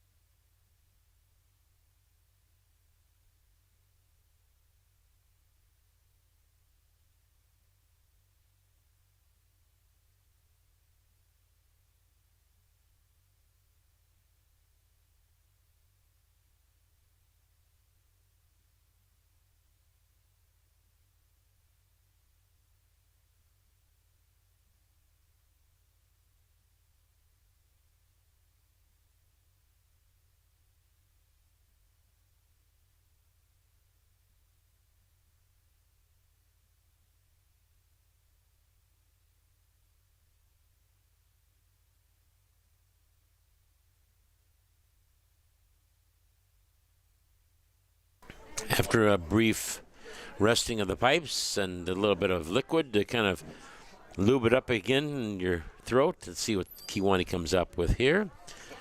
About 25 seconds left to go. 37-0 the score here at halftime, unfortunately. Mendota with the lead. If it was Kewanee, we'd say, hey, they're having a great game. So here we go again. And Boilermakers once again, or the Riveters, I should say, once again, facing that daunting challenge of this Mendota team. And they are very, very good, obviously. Okay, and there is the clock is round down to 0. They'll put 12 minutes on there, and we're going to start the third quarter here. Again, 5 touchdowns scored by the Mendota Trojans in that first half, and 2 of them by pass. We were kind of surprised by that, weren't we, Vinny? Yeah, they've had great success running the ball, but obviously I believe when they're 2 for 2 with 2 touchdowns passing, they're having success with that as well. We have Taylor and Winters deep here. We'll see if our Boilers were able to make any adjustments and see how we can handle this second half. Okay, here we go.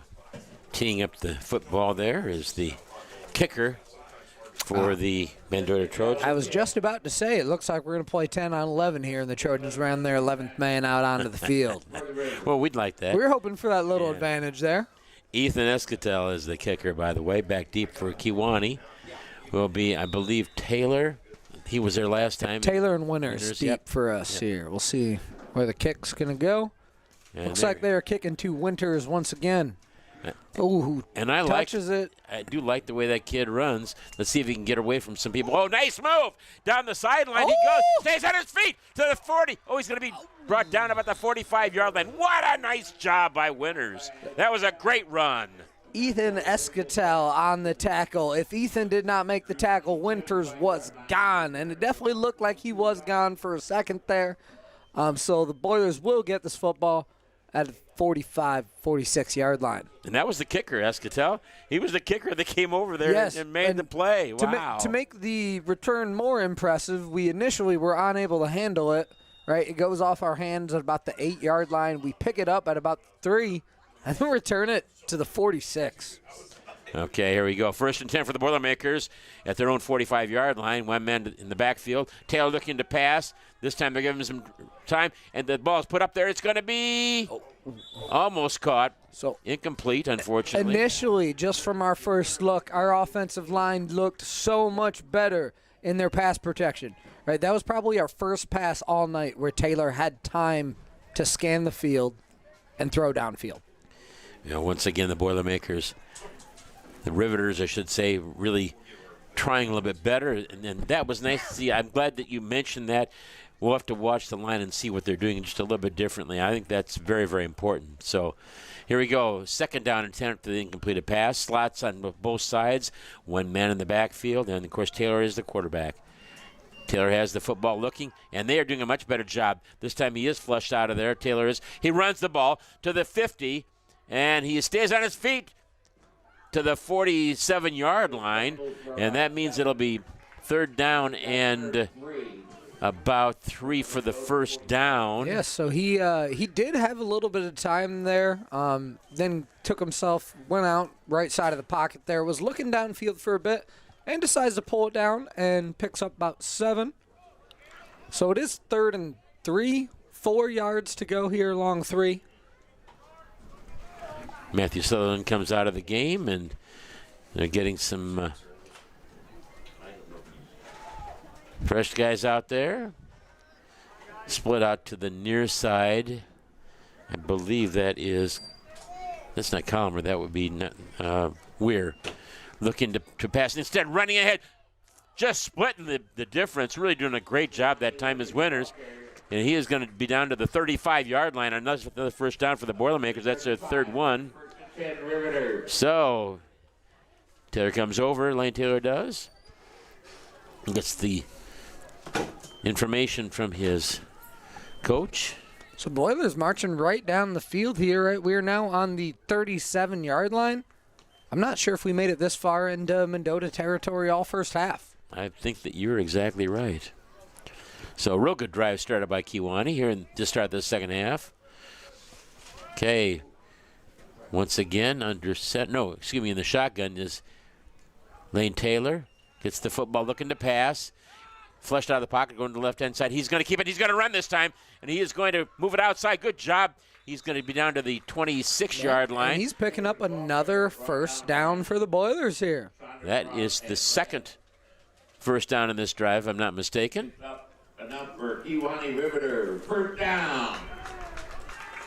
And that's nice. The crowd applauding the play of the Boilermakers. Yes, the pass game looks completely different when we do provide some time for Taylor back there. Trying to figure out what they did exactly. What do you think, Vinny? I do believe Mendota has changed, gone to a couple different players on that defensive line, but we may have just tightened up our assignments on the offensive line here at halftime as well.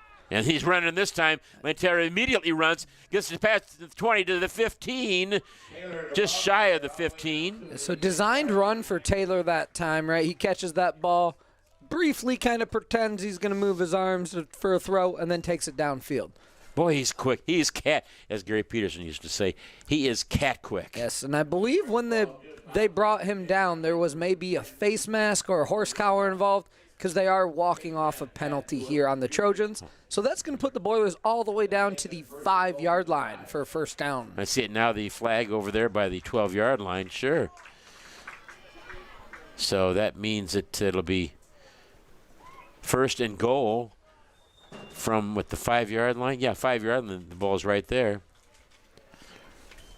So here they go. Got plenty of time before the play clock expires. First and goal from the 5. Ball is kept by Taylor. He's being hounded. And he's going to take it in here, and he is, I believe, out on the 1 or 2-yard line, I believe they're going to mark him out at. So Taylor gets pushed out of bounds, just real close to the goal line. Good job by him there. So that time Taylor did face immediate pressure off the right edge, and he was able to get outside of it. And the defense rallied to take him out at about the 2, so very short yardage here. Well, I believe they are on about the 1. Adam Yepson into the game with the play for Lane Taylor. And Taylor under center now. Okay, and he's going to take it keep in the ball himself. And touchdown, Lane Taylor. Touchdown, Riveters. All right, so Lane takes it himself. He takes that snap, takes about a quick step to his right, little side hop, and finds plenty of space to get it in. So that makes the score 37-6. Kewanee going to be trying here for either 1 or 2. Looks like they're going for 2 here, Russ. Good idea. Slot to the right-hand side. In the slot is Yepson. And shotgun formation for Lane Taylor once again. This is one where you don't have to worry a whole lot. Just go ahead and either run or throw it. And he's going to run, and he's going to get into the end zone. It is good. So the Trojans made contact with Taylor at about the 2, and he is able to evade and stay on his feet with 2 or 3 Trojans around him to get in for the 2-point conversion. 37-8 the score, and the Riveters doing a very good job on that drive. Their first long drive of the game, and Vinny, they started their drive from, if I'm not mistaken, because of that great run back by Winners, about the 40, am I right? 46, I think, which is amazing considering that ball was initially picked up inside the 5-yard line from that kick return. Yep. Right, so it looked like disaster on the kick return, ends up with a great return, and then a very nice long march down the field.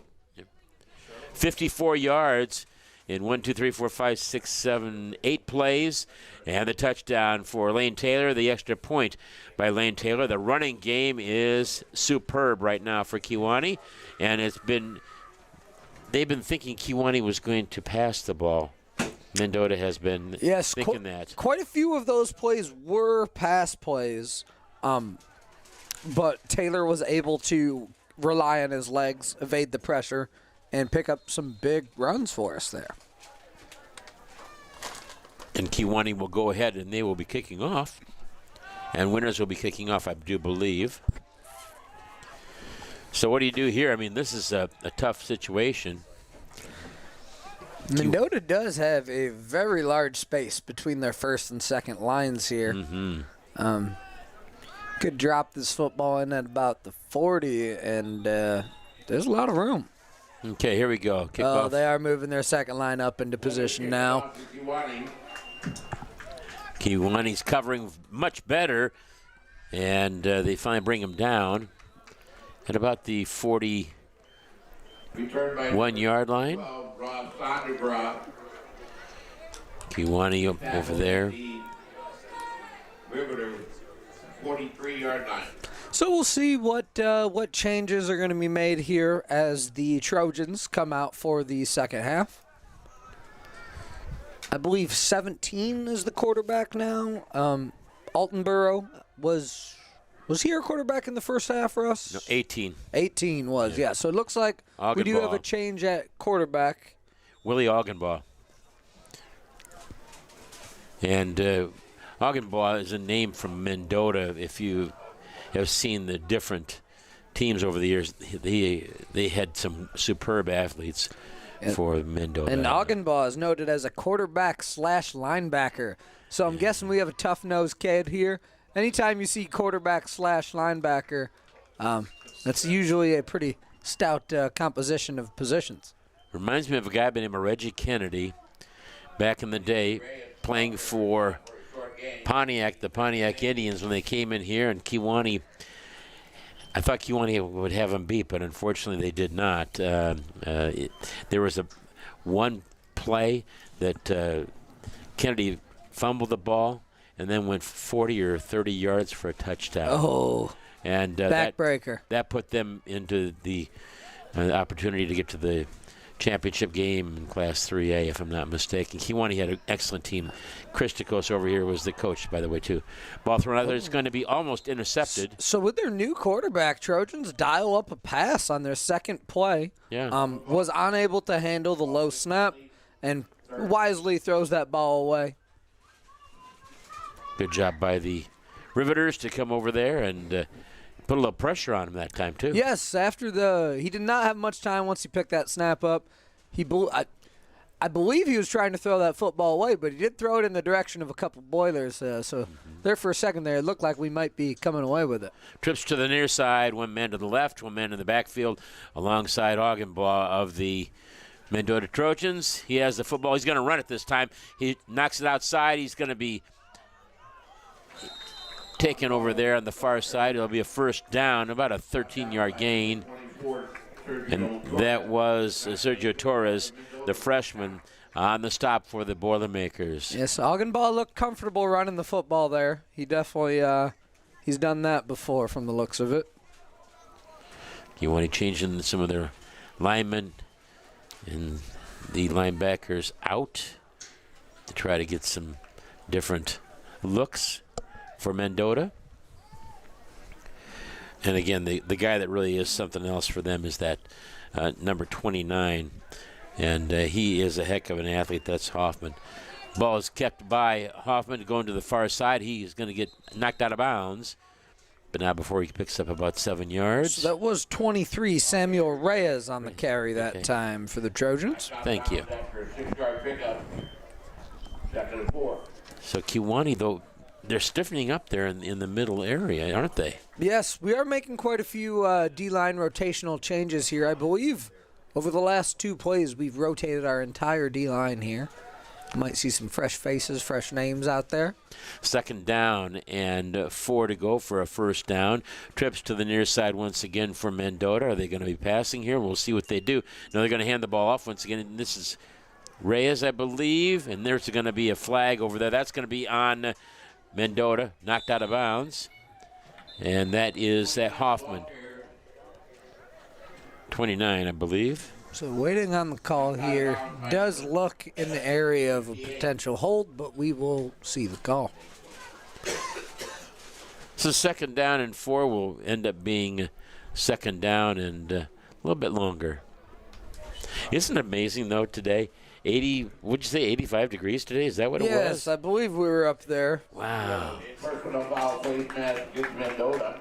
Face mask against Mendota. That is a big one. 15 yards. Puts the ball on the Kiwanee 47-yard line and brings up 2nd and 13. So here we go again. Kiwanee will be facing a Mendota team. Been knocked back a little bit. They're in Kiwanee territory still at the Kiwanee 47-yard line. However, it's a better field position for Kiwanee this time.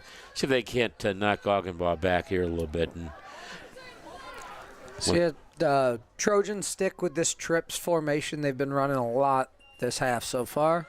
Handoff. And that is Hoffman. He's going to be brought down. He's going to have a first down, though. Gain of about 14 on the play. 29, the ball carrier brought down by Torres, but that's how he picks up a Mendota first down.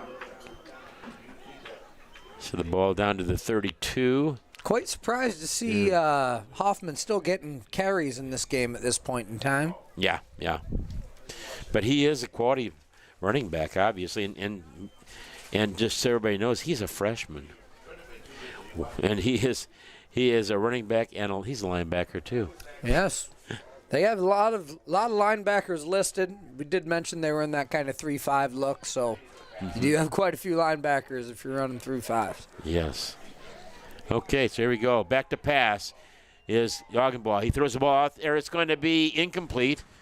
Intended for wide receiver over there, but Kiwanee had coverage over there the whole way, which is nice. Intended for Diego, but the ball was overthrown. Brings up 2nd down. For Kiwanee, Camden Cernovich in the area defending. Defended by Cernovich. And so with the defense, that was pretty darn good to do. It's going to be 2nd down and 10. Again, from the Kiwanee 34-yard line. Stops the clock on the incomplete pass. Kiwanee trailing in this game 37-8. And once again, they'll have Ogdenbaugh quarterback in the shotgun formation. He has it. He's going to run this time. He's going to be brought down immediately. What a nice play by Kiwanee. And, fired up by the Kiwanee Boilermakers. That was really nice. Dylan Ruzes, yeah. One of our first tackle for losses of the game right there. Yeah. Nice job by Roses. Boy, he was real excited. And you know what? That gives a whole defense a whole different attitude. Yes, get a little action out there, get a little fire. We now have him in 3rd and long, right? It's about 3rd and 10 here. The position we're at on the field, Mendota probably is going for it, probably taking 2 more cracks at this first down. But a stop here would put the Boilers in a great spot with the football. 4:15 now left to go in the 3rd quarter. Kiwanee trailing by a score of 37-8. With the football is Ogdenbaugh, and he's going to be brought down. He's going to get close to the. I was expecting to see a flag on that play. I don't think the quarterback was ready for the football. I don't think our offense was set. But he does realize that snap is coming quickly enough to pick up some yardage. So it is going to be about 4th and 2. So here we have a possession where Kiwanee gets the stop. We get the ball back. Big play here. Actually, it is. At this juncture of the game, 3:35 left to go in this 3rd quarter. I believe this is our first 4th down attempt of the game, so we have some excitement here. This is a lot of trips to the right-hand side again. I believe we have a timeout taken by the Boilers. It's a good idea to have a timeout. You kind of talk things over a little bit. And boy, Ruzes was so excited. It was fun to see that. And the defense, they're still using the same running backs pretty much, except for Ogdenbaugh. He's the quarterback. But when you have Hoffman still out there, and he's running Hoffman really is a hard. Tough downhill runner. Yep. And he's just been ripping off yardage for them. My point in mentioning that was the fact that even with that, they have not had the long runs. And they've been throwing the ball, too. Yeah, our defense has been making the adjustment here and definitely playing a lot better this second half. Both sides of the football, Boilers made some adjustments at halftime, and they're coming out and competing, which is great to see. Yep, the compete is very, very important, the word that you say, because you want to have the players, the athletes, you want them to do the very best they possibly can. And plus, it gives them a little bit of a better feeling, a better attitude about themselves. I mean, Kiwanee's won this half so far, 8-0, right? Yeah, when you go into halftime 37-0, you see a lot of teams just roll over, right? And we could have seen the team roll over, and this could be 64-0 right now. And instead, the Boilers are coming out. We're competing. We've scored 8 so far this half, winning this quarter, and in position to potentially force a stop here on loss of downs. Yep. We get to that play here as Mendota comes out. They're in trips right again. I believe they've been trips right every snap this series. Pretty much, and he's going to run the ball here. I don't think he's even going to try to hand off to Hoffman. We'll see what he does. I believe and he does. And he's going to be real close to the first down. Mendota likes the look that we're giving him out of trips. We could potentially move that linebacker in more, defend against that run more. But they like the look they're getting, so they are staying in that trips right look. Gain of 4 in the play. It'll be 1st and 10 from the 21-yard line for Mendota. But again, this has been a bend but don't break for Kewanee. And you know what you're going to have. You could have a situation where your team could go ahead and get a fumble here. That happened earlier on a punt. So let's see what they do here. Yes, with that bend don't break philosophy, right? One play, they could drive down this whole field in one play. They make a mistake, we get the football back. That's right. And they had people out there. It's going to be almost. And we potentially had that play right there. Right, so they attempt a short pass out here in the slot to number 20 or 32. Ball goes off his hands, off our defensive back's hands as well. That was Dylan Welch, by the way. Cameron Hughes there defending the pass for the Boilers. Great name. Defended by the number 9, Hammond. Okay, here we go. Boilermakers with a chance here to get it stopped. Still a nice crowd here. So Mendota does change up formations. They're now in doubles. 2 guys split out each side. Ogden ball hands off, and almost got him again and slid by Kewanee. Oh, and we do get the hold call. Yeah, finally. I was wondering about that too. Yes. So obvious hold happened immediately in the backfield and was not initially called and ended up with a couple of pieces of yellow laundry finally thrown. Yeah, and the official here walking towards us actually signaled touchdown, but that's against Mendota, so just bring her on back. 2:36 left to go in the third quarter. It's 37-8, a 29-point lead for the Mendota Trojans. Gotta love this conversation. The official comes over and asks Coach Taylor, would you like to accept the penalty? Coach Taylor, would you like to put them 2nd and 20, or would you like to give them a touchdown? Right? The Boilers are maybe going to take some time to think about this decision. Yeah. It took him about how long? Was that a nanosecond?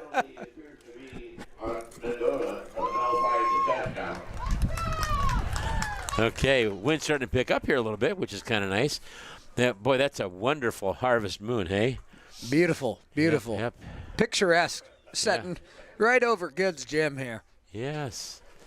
Okay, so Kewanee will be on defense. Now what's going on here? What in the world is going on? Have we negated the penalty? What's going on? Here comes the sign. Touchdown's good. It must have been Roos's. I guarantee you. That was on them. But After the touchdown. After the touchdown. The penalty marker was after the score. We saw a hold. You and I both saw that. oh hold. yes, there was clearly a There holding was a penalty. hold. Yeah. If it is, okay, all You and I right. both saw that, man. That's too bad. Wow. Yep. So it'll be instead 6 points for the Mendota Trojans, 43-8 now the score, and they will be attempting the extra point once again. Augenbaugh will be holding once again. And kicking, of course, will be their wonderful kicker. He is really good. He's been perfect tonight, of course. 2:36 left to go. That's the first point scored by Mendota, and it's going to be up, and it will be good. We're lucky we're getting that assessed because Okay, so that is unfortunate for the Boilers. And that's Escatel again with the kick, and it was good. So we had unsportsmanlike conduct against the Mendota Trojans, so Kewanee will get a 15-yard, hopefully fun time here to get something down the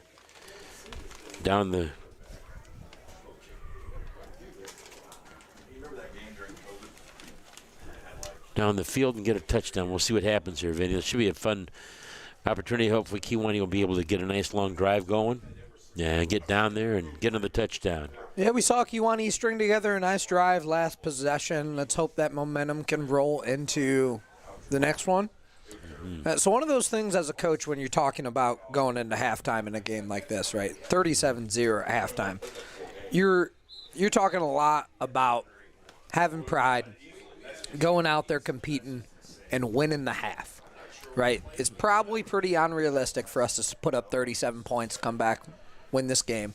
But we're talking about having pride, going out there competing, and trying to win the half. And right now, that's what our guys are doing. We're going out there, we're competing. And they're actually leading in this half 8-7. So instead of kicking off from their own 40-yard line, Kewanee will now be getting this football, and Mendota will be kicking off from their own 25-yard line. That's a big difference.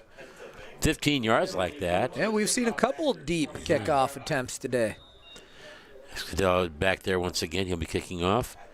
And it's a low-line drive. Caught on the run by Winters. Winters has a head of steam up. He's going to get to the 50-yard line. Stays on his feet. Breaks through. And he's going to be brought down, but he gets to the 43-yard line. Nice run by Winters. Caught that ball right on the money and had a full head of steam going. That's good for a Boilermaker. Yeah, caught that ball running, flying down there. Man, that Mendota tackler had him squared up, met him square in the chest, and Winters did not go down. He shrugged him off and carries him for another 5 yards until a couple other Trojans are able to wrestle him down. Okay, Kewanee with excellent field position at the 44-yard line of Mendota. And under center again is Lane Taylor. Deuce backfield once again.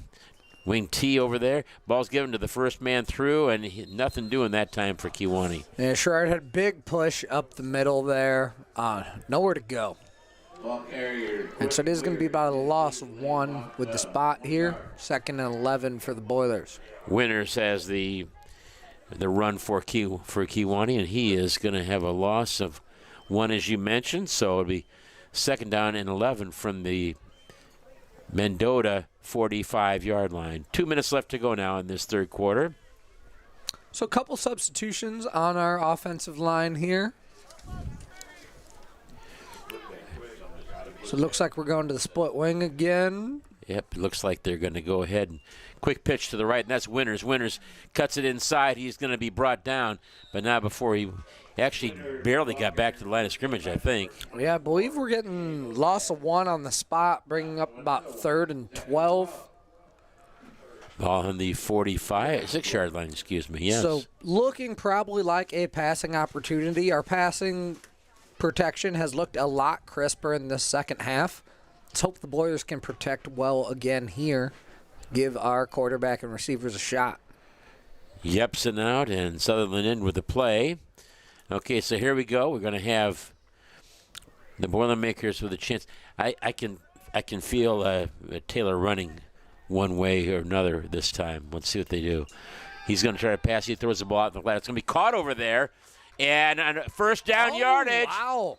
And then he's thrown down after he's out of bounds. Good catch over there. All right, so it's about 3rd and 12. We run about 5-yard hitch there. Complete it. Trojans have 1, if not 2 players between us and the sticks, and we were able to make some misses and carry a man across the marker to pick up that first down there. Cernovich with a nice catch, by the way, to the 32-yard line now of the Mendota Trojans. 41 seconds left to go in this third quarter. Kewanee driving again for the second time in this half. Ball is given to the first man through, and I think that was Winters again, I think. Yep. Stop for a short gain. Tackled by number 23, Reyes. And it's going to be down to the 31-yard line. Gain of 1 on the play. 20 seconds. We might get a play in here. I believe that was Quentin Weir, number 1 on. Maybe. Yes, I believe that was Quentin Weir, number 1 on the carry that time. It looks like the Boilers will rest until the 4th quarter before our next snap.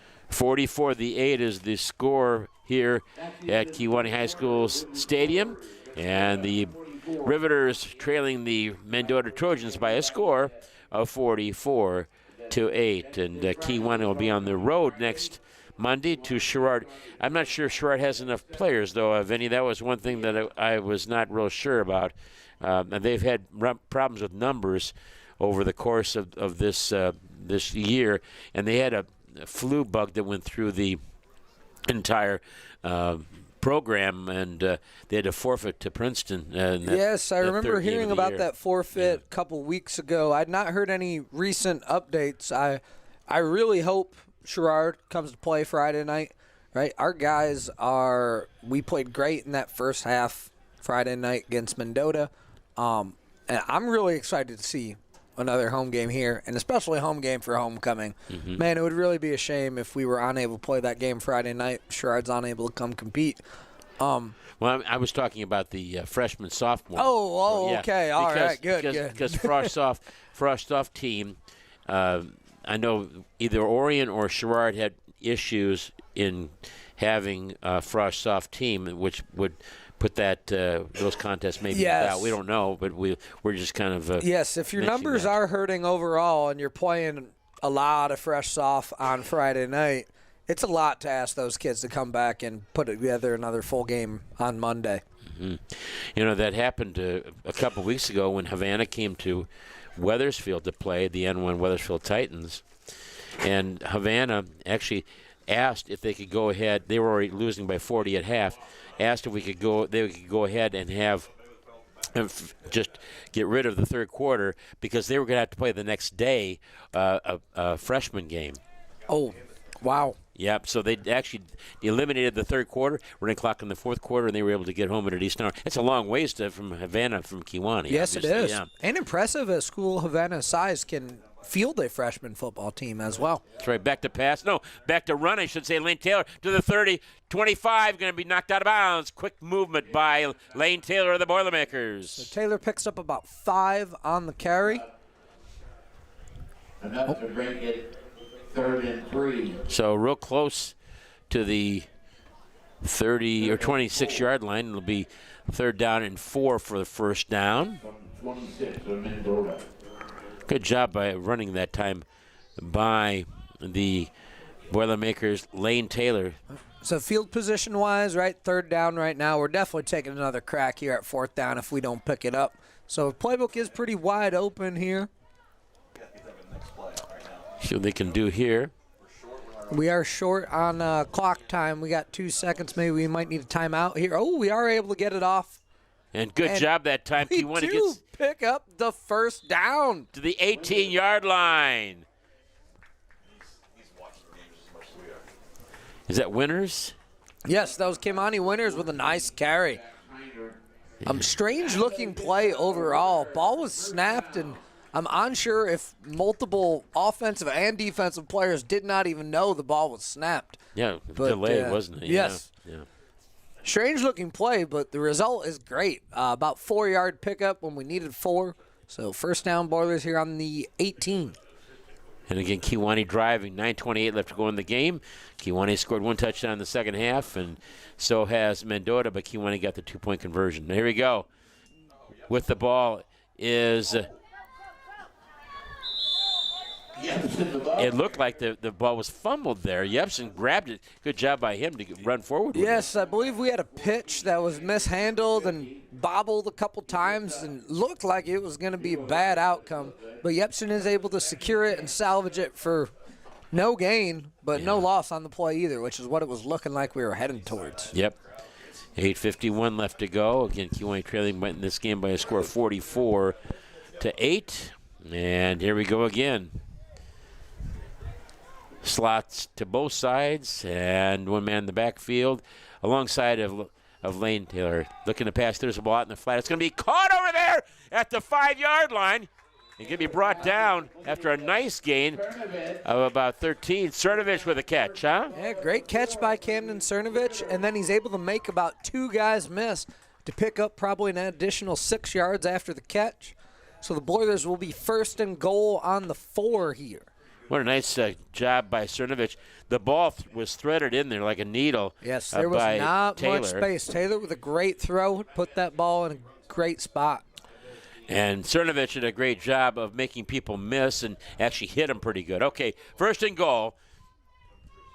And the ball's going to be given to Winters. Winters goes in. He looks like he's close to a touchdown. Yes, he is. Touchdown Winters. Touchdown Boilers. Right, we talked about competing, and the Boilers have responded here. Right, we've come out, we've put up 2 touchdowns on consecutive drives here, and showing the Trojans that we are still here and we are still playing football.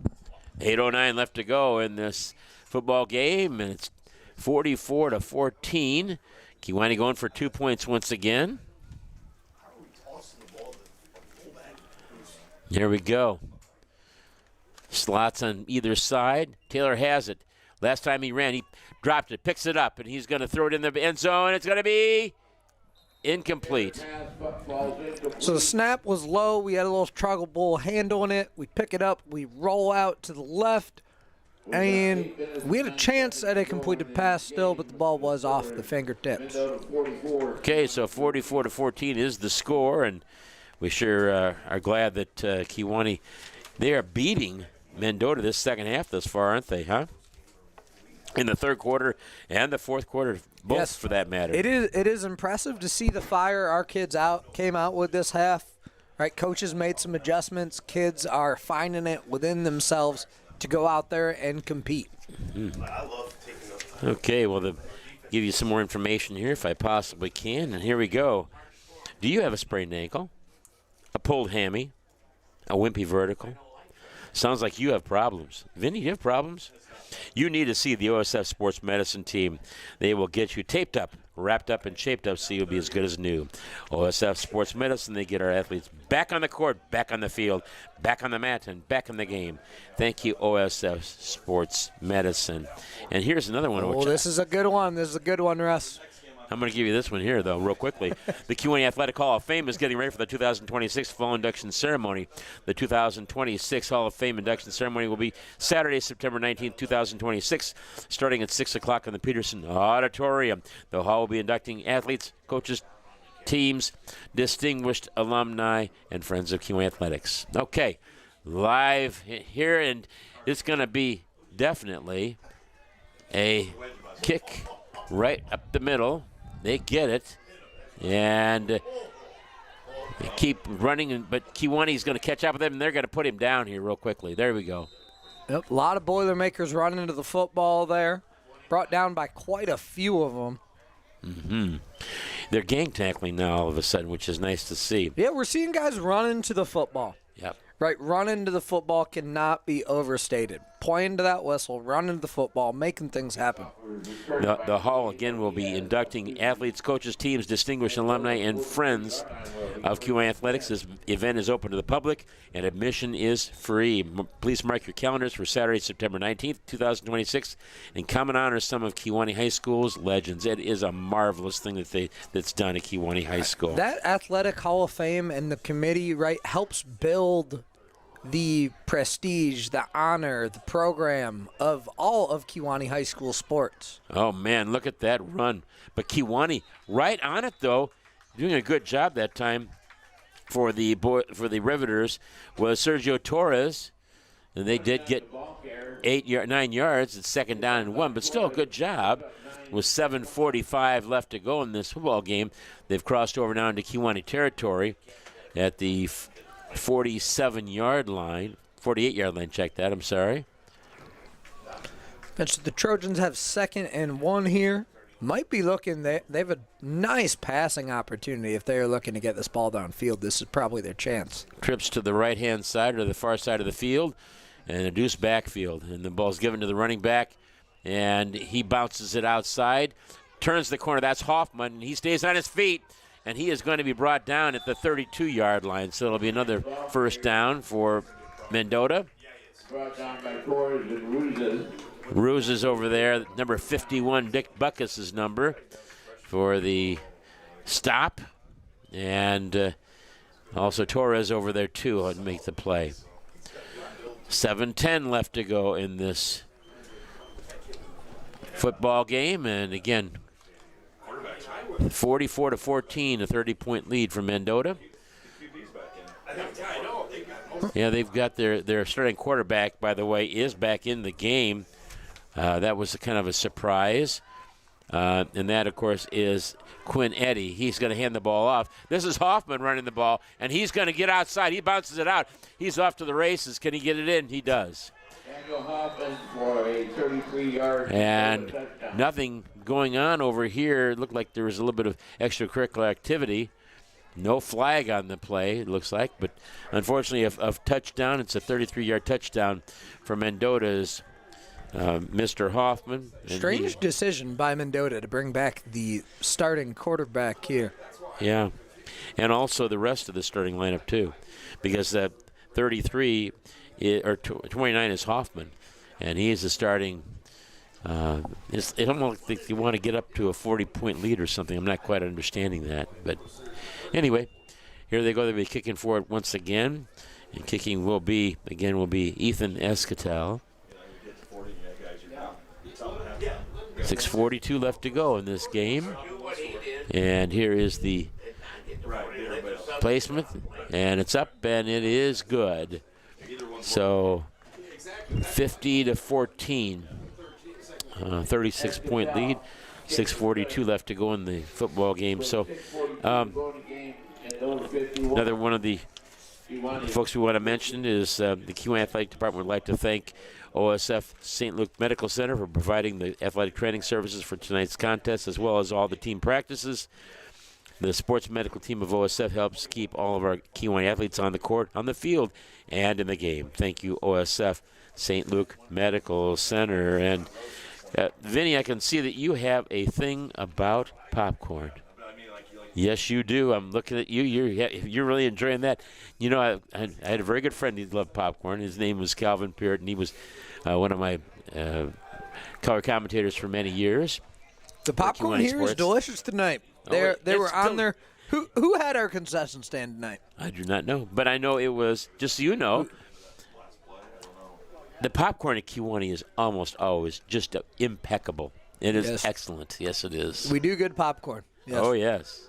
You know, a couple years ago we were in the state finals for the pork chop competition. Yes. But I don't know if they have a popcorn competition. We'd have to be in the running for that one as well, I'd imagine. Yeah. Okay, Kewanee back out there, their receiving team. And here we go. Back deep again, Winters and Taylor. I just think Kewanee's going to break one pretty quick. We've had a couple that were close. Winters got a lot of return yardage on the night. They keep trying Winters. Escatel gets it over to Winters on the far side of the field at the 25-yard line or 15-yard line, and he cuts it upfield. He stays on his feet. He's going to stand it. He will not go down. He keeps running hard. And no, a flag in the play. I think that is a face mask, if I remember correctly. I'm not sure who this face mask is going to be on, though. I think both players might have had their face up or hands up there on that face mask. Well, we'll find out here shortly. But what a great return from the 15 to the 42, a 17-yard gain. Is that right? No, 15. 42 minus 15 is 27-yard gain, which is good. Kewanee's backing up, so it must be against them, it looks like, huh? 6:31 left to go in the football game. Kewanee with the football, and it's 51-14. Well, no matter what, the 1st and 10 will start wherever the ball is placed. So if it's a ways back, it makes no difference. It's still 1st and 10. There's no 1st and 25, if you catch what I'm saying, Vinny, right? I was caught up in the penalty they're about to call right here. I'm wondering what he's going to call it, but I believe he's going to call a personal foul on the ball carrier here. They're not even going to make a hand gesture. They're not going to make a call. But, yes, I believe they call a personal foul on us carrying the football. 15 yards. penalties against Kiwani. They did not say what it was. Yeah, they're calling a personal foul. He was making the official was making a hand gesture. He did not like our running back stiff arm attempt. I thought it was pretty good myself. Ball's going to be given to the first man through, and nothing doing again there.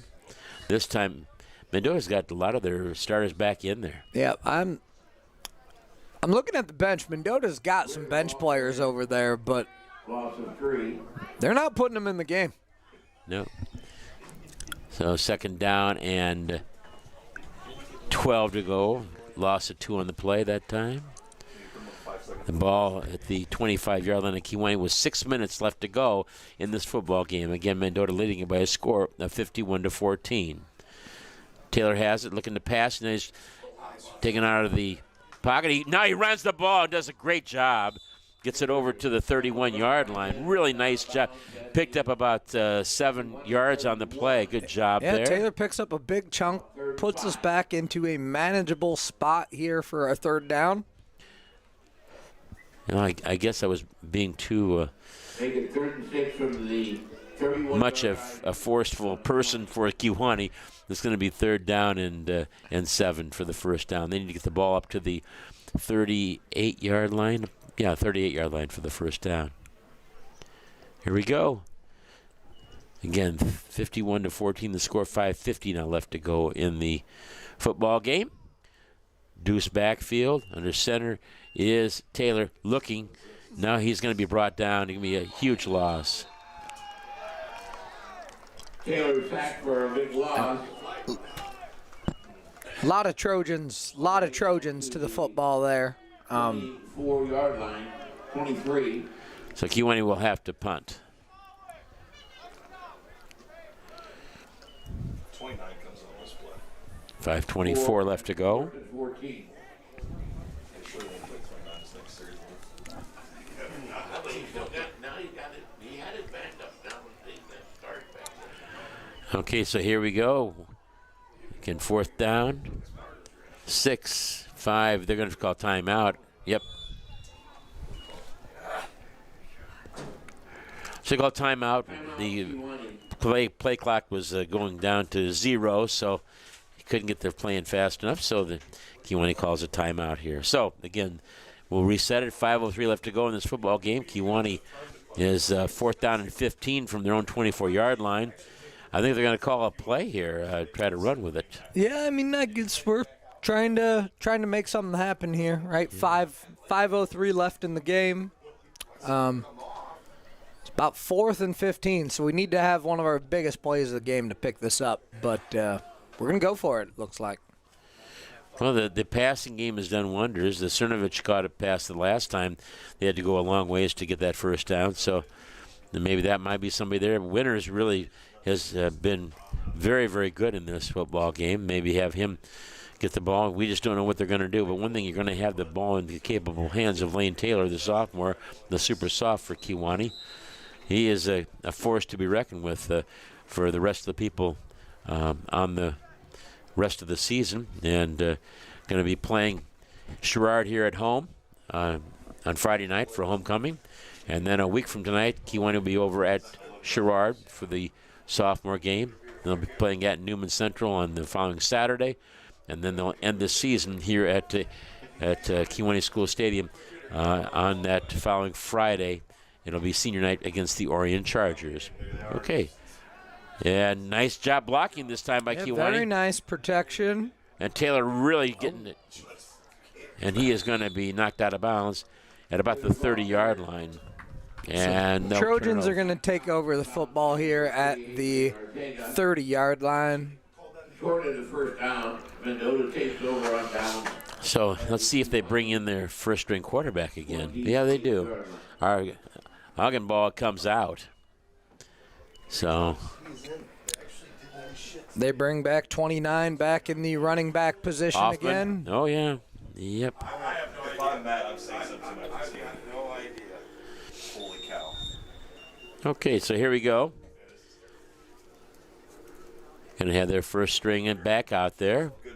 The only reason why they would have the first string out there is if they want to run the score up. And so, which is too bad.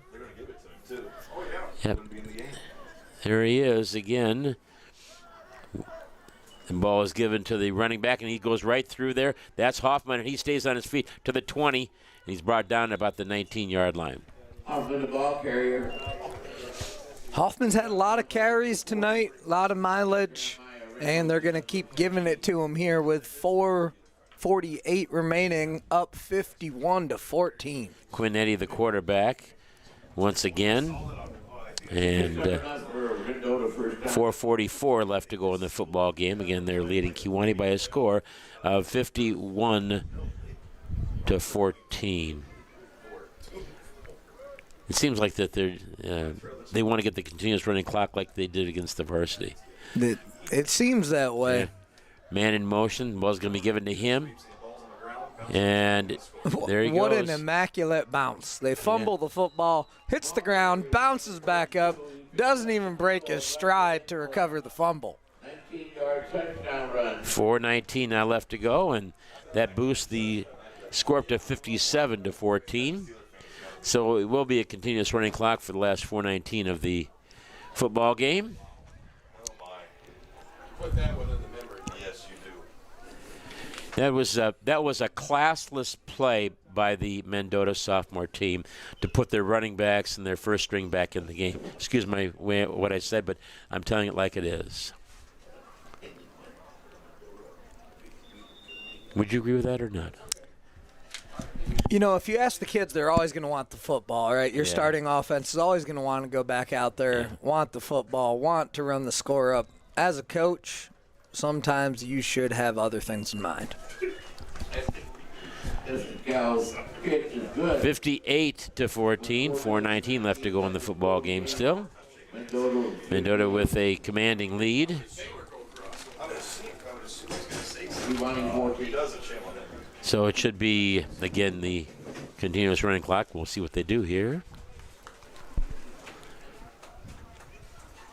Kewanee will get the football now. Oh, man. We'll see what they do.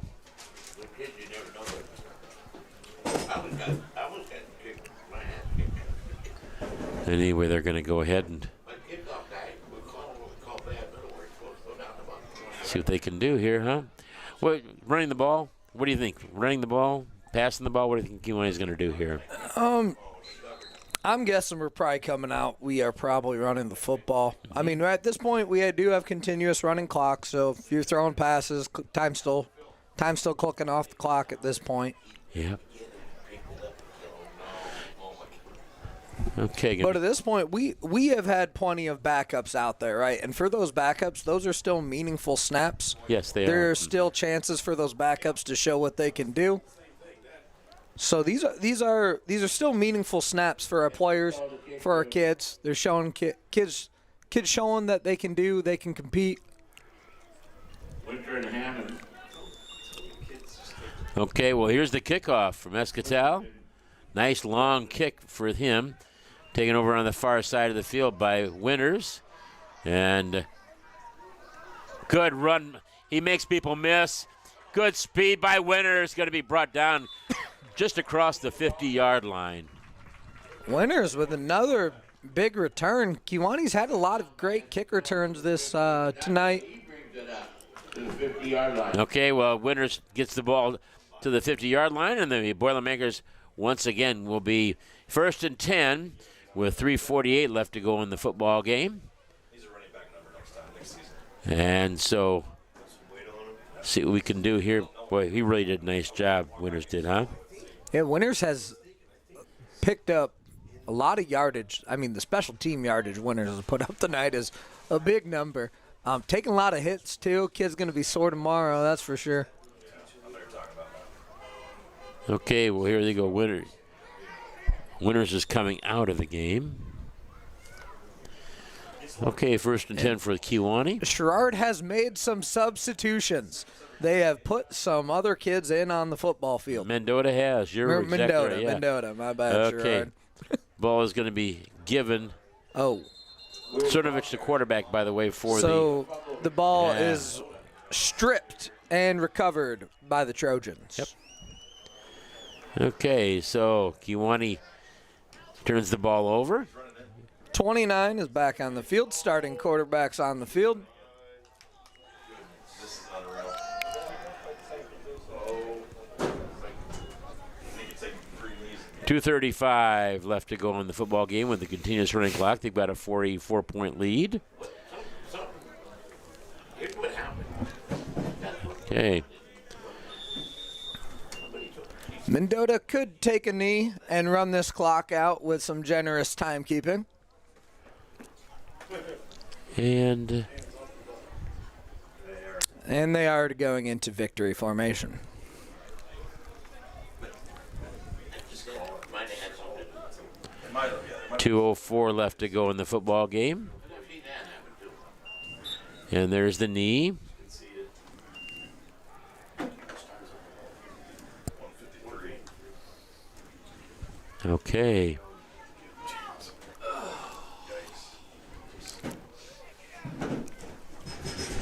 And 42 now left to go in the football game. Surprised they're going to hurt their averages. So it'll be second down, a loss of 2 on the play for the victory formation.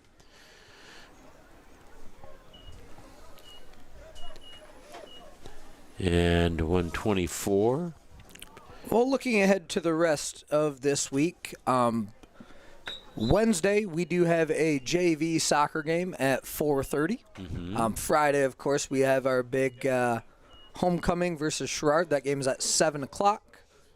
I'm unsure. Do you know a volleyball schedule this week, Russ? Yeah, they're going to be playing tomorrow night. We'll be on the call for varsity at 6 o'clock. The freshmen will be playing at 5 o'clock in the Goods Gymnasium, and then the Riveters will be playing. The sophomore squad will be playing at HF Brockman at 5 o'clock, and the varsity will then play at 6 o'clock. And then tonight, actually, they're playing over at Alman High School. The volleyball team is. So we do have a jam-packed homecoming week full of activities. You betcha. You betcha. Okay, well, that, I think, is going to probably do it. I want to see what happens here with the guys. And unfortunately, a one-sided game. 58-14, a 44-point victory for the Mendota Trojans. They win it. And so Kewanee loses again, second time in a row. And it's too bad, but Kewanee, they played well enough in the second half, however. Yeah, we came out there, we competed in the second half. Big props to our kids for having pride, going out competing. I think that kind of sums it up. Very good job by the Frost Soft team of Kewanee, the Riveters. I thought they played very, very well and did everything they possibly could do to win this second half, and they ended up getting 14 points in the second half. So that was important. They won the third quarter. Wherever you want to look at it, that to me is very important. So there are some positives to think about. This is a very well-polished team, this Mendota Trojans team, and they've got some very good players in the Frostoff team. Yeah, Mendota had some athletes. They had size. They looked crisp, right? They operated well on offense. Our Boilers came out in the second half looking much crisper, looking much more competitive, and that was great to see. I thought so, too, and we sure want to thank everybody for listening and watching. Unfortunately, the Boilermakers, the Riveters, go down in defeat by a score of 58-14. Don't forget to tune in to Kewanee High School Sports and Special Events on YouTube Live.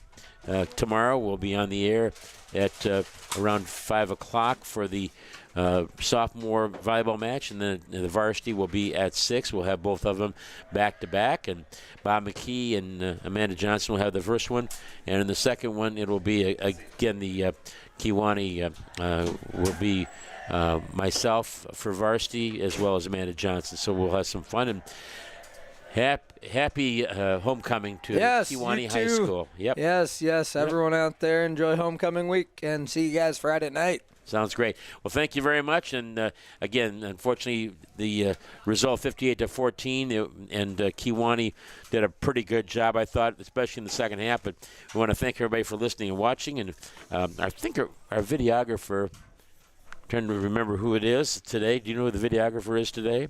Because I don't know. No, there's a female. Okay. Well, anyway, we want to thank everybody for listening and watching. And would you turn the light on for me, Vinny, please? Thank you very much. I appreciate it. Okay. This broadcast has been brought to you by our fine sponsors, and they are Mel Foster Company, Cerno's Bar and Grill, and Coco's Coffee Shop, both in downtown Kewanee. People's National Bank, Cernovich's Auto and Truck Wrecking in Kewanee.